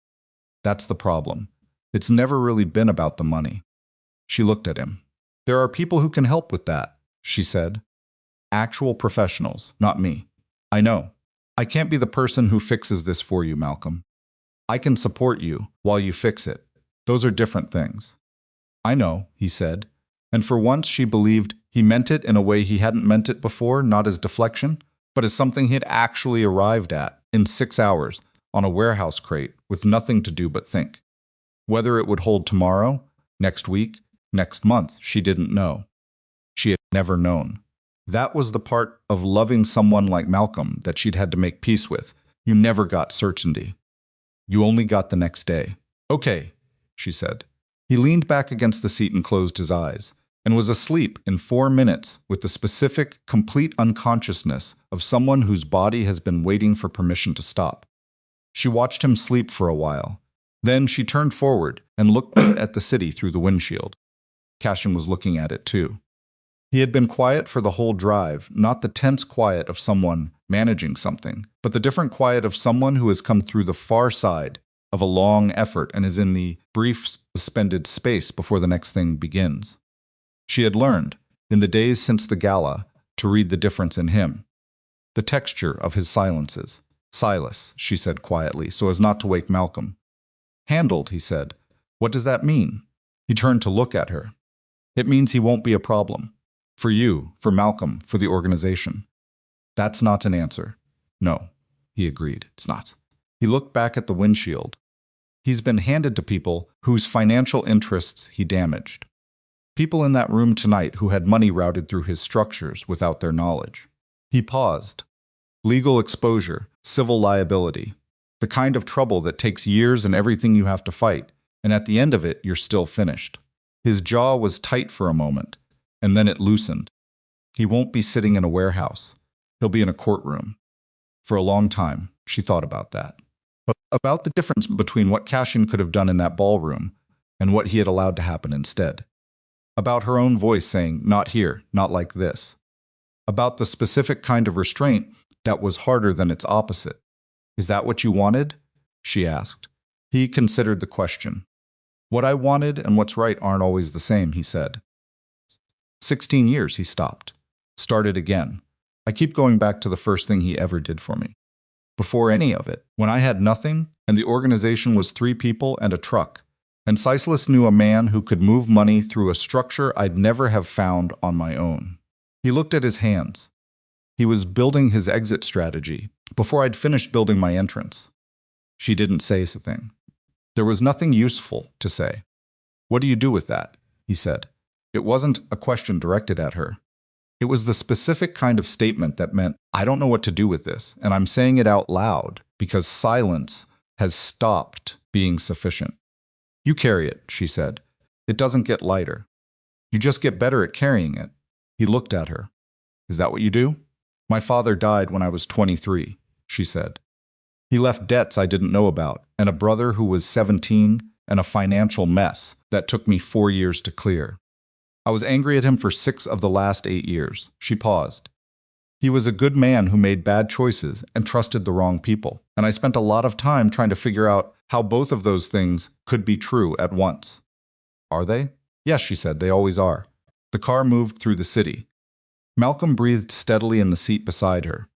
The streets were quieter now past midnight, the city settling into its nighttime register, the restaurants closed, the last bars still lit, a few people on sidewalks with the unhurried movement of people who weren't going anywhere urgent.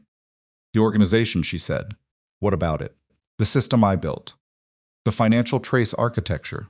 She looked at him. It's yours, obviously. That was the arrangement. She paused. But it has gaps. Things I noticed while I was working that weren't related to Brett or Sissus, but that are structural vulnerabilities in how your financial operations are documented. She paused again. Gaps that someone like me could find, which means someone like someone else could find them too. He was quiet. I'm not suggesting anything, she said. I'm telling you what I saw. I know what you're not suggesting, he said. The car passed under a streetlight, and the light moved through the interior, and she saw his face clearly for a moment, the tiredness in it, the jaw, the old scar on his cheekbone, the eyes that she had spent 5 days learning to read and had not finished learning yet. What are you suggesting? He said.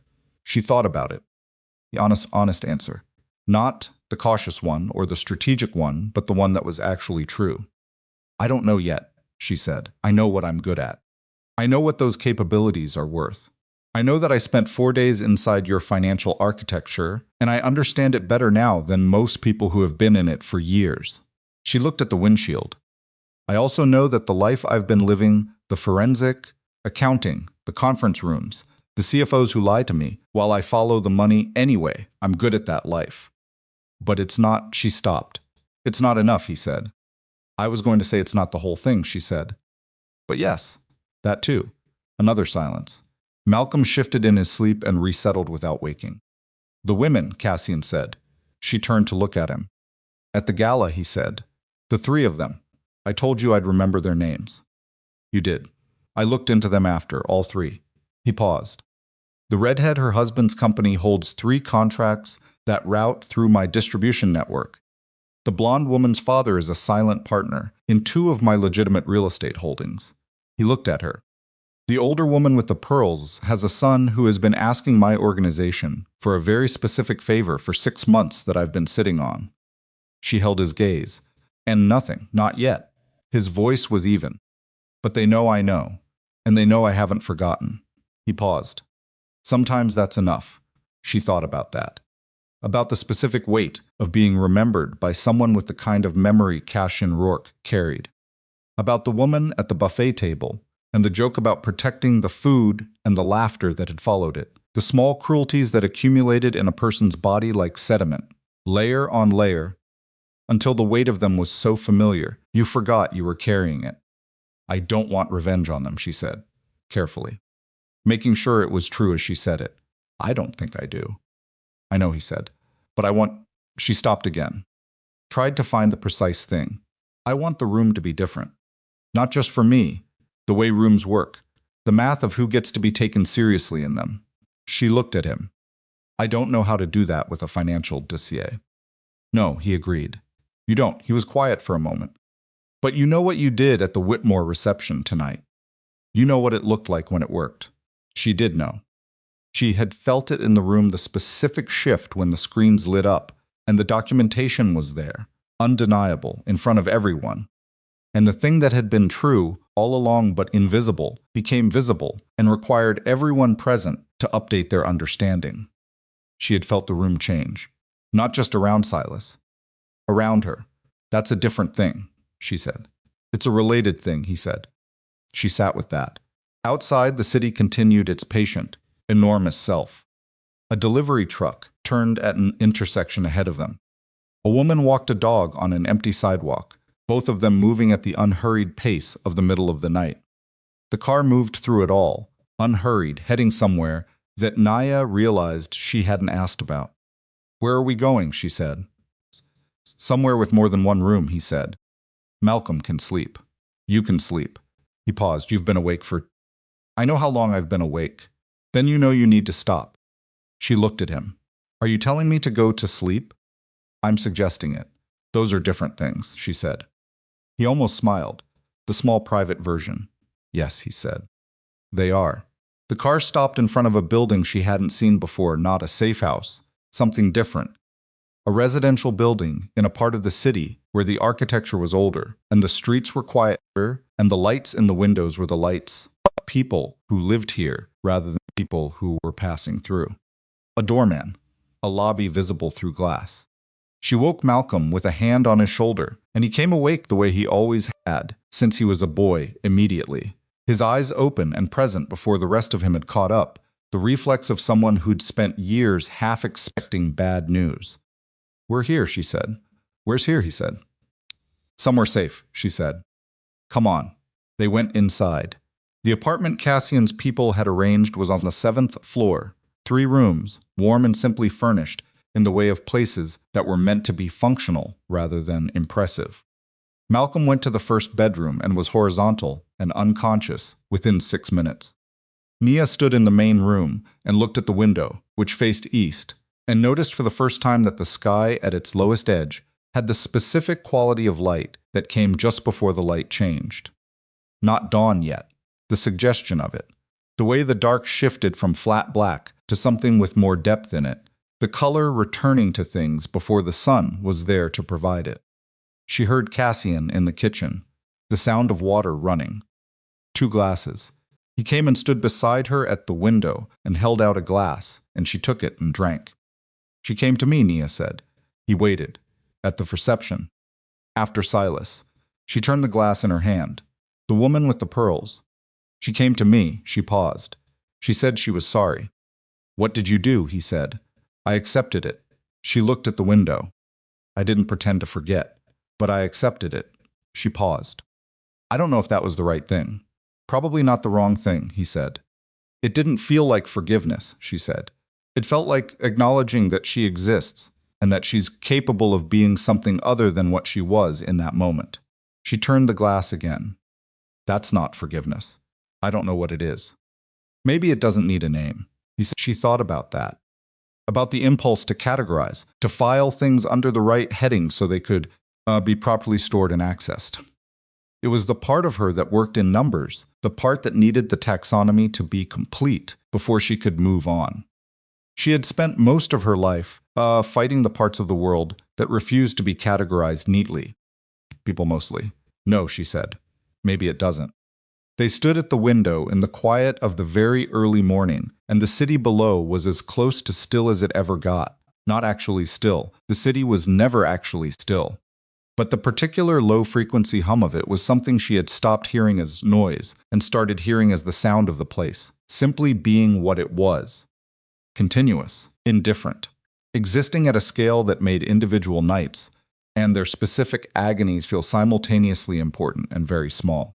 She thought about the Aurelius Gala, about standing at the buffet table, about the deliberate shoulder check and the laugh that followed, and Brett's hand on her wrist, and the 200 people who had looked away. She tried to access the specific quality of what she'd felt in that room, the cold, settled grief of it, the way she'd stood perfectly still and told herself not to react, and held it inside her chest like something swallowed. She could access the memory. The emotional texture of it was changing. Not gone, she didn't think it would be gone for a long time, possibly ever entirely but different. Less immediate, less like something happening to her, and more like something that had happened, which was not the same thing, and the difference between those two states was something she had not, sure, standing in that ballroom, she would ever be able to achieve. "I'm not the same person I was that night," she said. Cassian didn't answer immediately. He considered it the way he considered things, with the patience of someone who understood that the first available response was rarely the most accurate one. "No," he said. "You're not. I'm not sure all the changes are good," she said. "Are any of them?" She thought about it, honestly. "I'm less surprised by what people are capable of," she said. "In both directions." She paused. "That's probably good. Even when it's uncomfortable. It's usually both," he said. She looked at him, at the profile of his face against the window, the jaw and the scar and the eyes that were looking at the city with the expression of someone who has lived in a particular place long enough to understand its specific texture, its particular combination of beauty and damage. "You knew what I was when you offered me your arm," she said. He turned to look at her. "What does that mean?" "In the ballroom." "The offer. You'd watched me for 30 minutes. You'd seen the whole thing, the women, Brett, the room." She held his gaze. "You knew what I was capable of, or you wouldn't have offered me access to Brett's accounts. You assessed me before I ever opened my mouth. Yes, he said. What did you see? He was quiet for a moment. Not the pause of someone avoiding the question, but someone actually looking for the accurate answer. Someone who was holding something very tightly, he said, and doing it so well that the room couldn't tell. And that the holding of it, the control of it in that specific situation, told me more about who you were than anything else in that building. She absorbed that. Most people break or disappear, he said. In rooms like that, they break outward and make a scene, or they disappear inward and stop being present. You didn't do either. He paused. You stood there and you thought. You were calculating in real time. He looked at her. That's rare. That's also sometimes a problem, she said. Yes, he said. I've noticed. She turned back to the window. The sky's edge was lighter now, definitively lighter. The suggestion of color not quite blue, the gray-purple thing that came before blue, was beginning to separate from the dark. The organization, she said again. Yes, he said. The financial architecture I built, the trace system, the cross-referencing structure. If someone maintained it, updated it as new operations came in. She paused. It would make the kind of corruption that Silas built significantly harder to sustain undetected. Not impossible, but harder. Yes, he said again. That's not a small job, she said, and it's not a clean one. The work would require understandings that aren't legal. She turned to look at him directly. I need to say that out loud. I'm not pretending I don't understand what this organization is. I know, he said. I'm not asking you to pretend. What are you asking? He turned from the window to face her properly. In the pre-dawn light, his face was tired and honest, in a way that she had come to understand was the closest he came to unguarded. I'm asking whether there's a version of this that works for you, he said.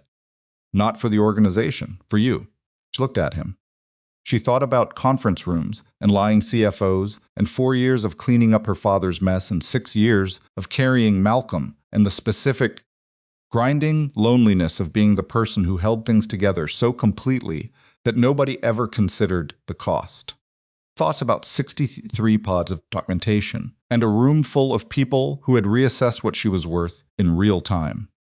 She thought about standing at the window of the safe house on the first night looking out at the blacked-out city and doing the calculation on Cassian Rourke with 15 minutes of evidence. She had more than 15 minutes now. I need my own terms, she said. Name them. In writing, she said. He almost smiled again. In writing, he agreed. And I need, she stopped. Reassessed. I need it to be understood that I work independently. I report findings. I don't take instructions about what findings to report. She held his gaze. If I find something wrong, I tell you. Even if it's something you don't want to hear. Especially then, he said. Yes, she said. Especially then. He nodded once. She turned back to the window. My brother, she said. After last night. That's yours, he said. I told you that. It stays yours. I know. I'm not asking for anything. She paused. I'm just saying it out loud. That it's still the thing. Under all the rest of it. She looked at her hands, at the glass she was still holding. He's still the thing. I know, Cassian said, and the way he said it quietly, without trying to fix it or minimize it or redirect her toward something more manageable, told her that he did know, in the specific way that people who have carried their own unmovable things recognize them in other people. The sky was changing. She could see it properly now. The blue arriving underneath the gray, the horizon beginning to define itself, the first specific shapes of the city resolving out of the dark. Not sunrise yet, the moment before it, the transition. She had always been a person who noticed transitions. The moment before and the moment after. The space where things were in the process of becoming something they hadn't been yet. She noticed them, and she found them uncomfortable, and she had always assumed that this was a flaw, a preference for the stability of the arrived, a thing over the uncertainty of the arriving. She was beginning to revise that. The door to Malcolm's room was open 2 inches. She could hear his breathing from here, slow and steady, the deep unconsciousness of someone who had been frightened for a long time and was temporarily safe. He would wake up tomorrow, and the problem would still be there, the hole that gambling had carved in him, the work of repairing it that was his to do and not hers. She would be there. She would not do it for him. These 2 things were both true, and would remain true. And she was finished, pretending that the tension between them could be resolved. Some tensions just lived in you. She thought about the older woman with the pearls who had apologized at the reception. She thought about standing and receiving the apology, and the strange suspended feeling of it not vindicated exactly, not healed but seen, which was a different thing, and in some ways a more complicated one. Being seen by someone who had previously looked through you required you to decide what to do with the newly occupied space. She was still deciding. She understood, going to be deciding for a long time. Not the financial architecture that was clear, that she knew how to do and would do well. But the rest of it, the version of herself that existed on the other side of this week. What she kept, and what she put down, and what she carried differently. The sun came, not dramatically. It never did. Really, the arrival of light was always more gradual than memory made it. The dark not breaking so much as giving way, reluctantly and then completely, the city assembling itself out of its component parts in the growing light. She looked at it. Cassian stood beside her and looked at it too. The gala, he said. She waited. There's another one. 4 months. He paused. The Aurelius Foundation runs 2 events a year. Another pause, shorter. I go every year, she looked at him. I'm not asking, he said. I'm telling you it exists. She looked back at the city, at the light on it. I know you can walk by yourself, he said. She said nothing. I've known that since the first night, he said. I want to be clear that I've known it the entire time. She turned to him. She looked at his face in the morning light, the tiredness, and the honesty and the scar in the eyes that had, she thought, probably seen enough versions of the worst things people did to each other to have several very good reasons to have stopped being surprised by any of it, and hadn't entirely stopped anyway. I know you know, she said. He held out his hand. Not the formal arm he'd offered at the gala, just his hand. Open. The question in it very simple and very clear. She looked at it. She thought about who she had been in that ballroom 4 days ago. The burgundy dress that wasn't hers, and the cold thing that settled in her chest when Brett spoke, and the 200 people who looked away, and the way she'd stood at the window watching the city and thinking, this room is not the whole world. She looked at Cassian's hand. She thought about 63 pages of documentation and a room full of witnesses, and her brother asleep behind a door, and the sky getting lighter by the second outside this window. She thought, I know exactly what I'm doing. And she took his hand, not because she needed it, not because the city was too large, or the morning was too uncertain, or the weight of the last 4 days had made her too tired to hold herself upright. She took it because she chose to, because choosing to was different from needing to, and she had spent long enough living a life done by the absence of choices to understand the value of one made freely. His hand was warm. The city was fully light now. Somewhere behind them Malcolm slept, breathing steadily, and the work of tomorrow was already there waiting. Hers and his, and Cassian's, and the organizations and the unnamed work, of figuring out what you became after the thing that tried to define you failed. But that was tomorrow. Right now there was a window and a city, and 2 people standing in the early morning light, holding on to something that had then started in the worst room of the worst night, and had arrived here, improbably, and at considerable cost. At something that felt not like a happy ending, she had stopped believing in those. Around the same time she stopped believing the numbers always added up, cleanly, but like a true one. The woman they had laughed at stood at the window and held the hand she'd chosen to hold. The city held its ground below her. She had earned the right to be in it.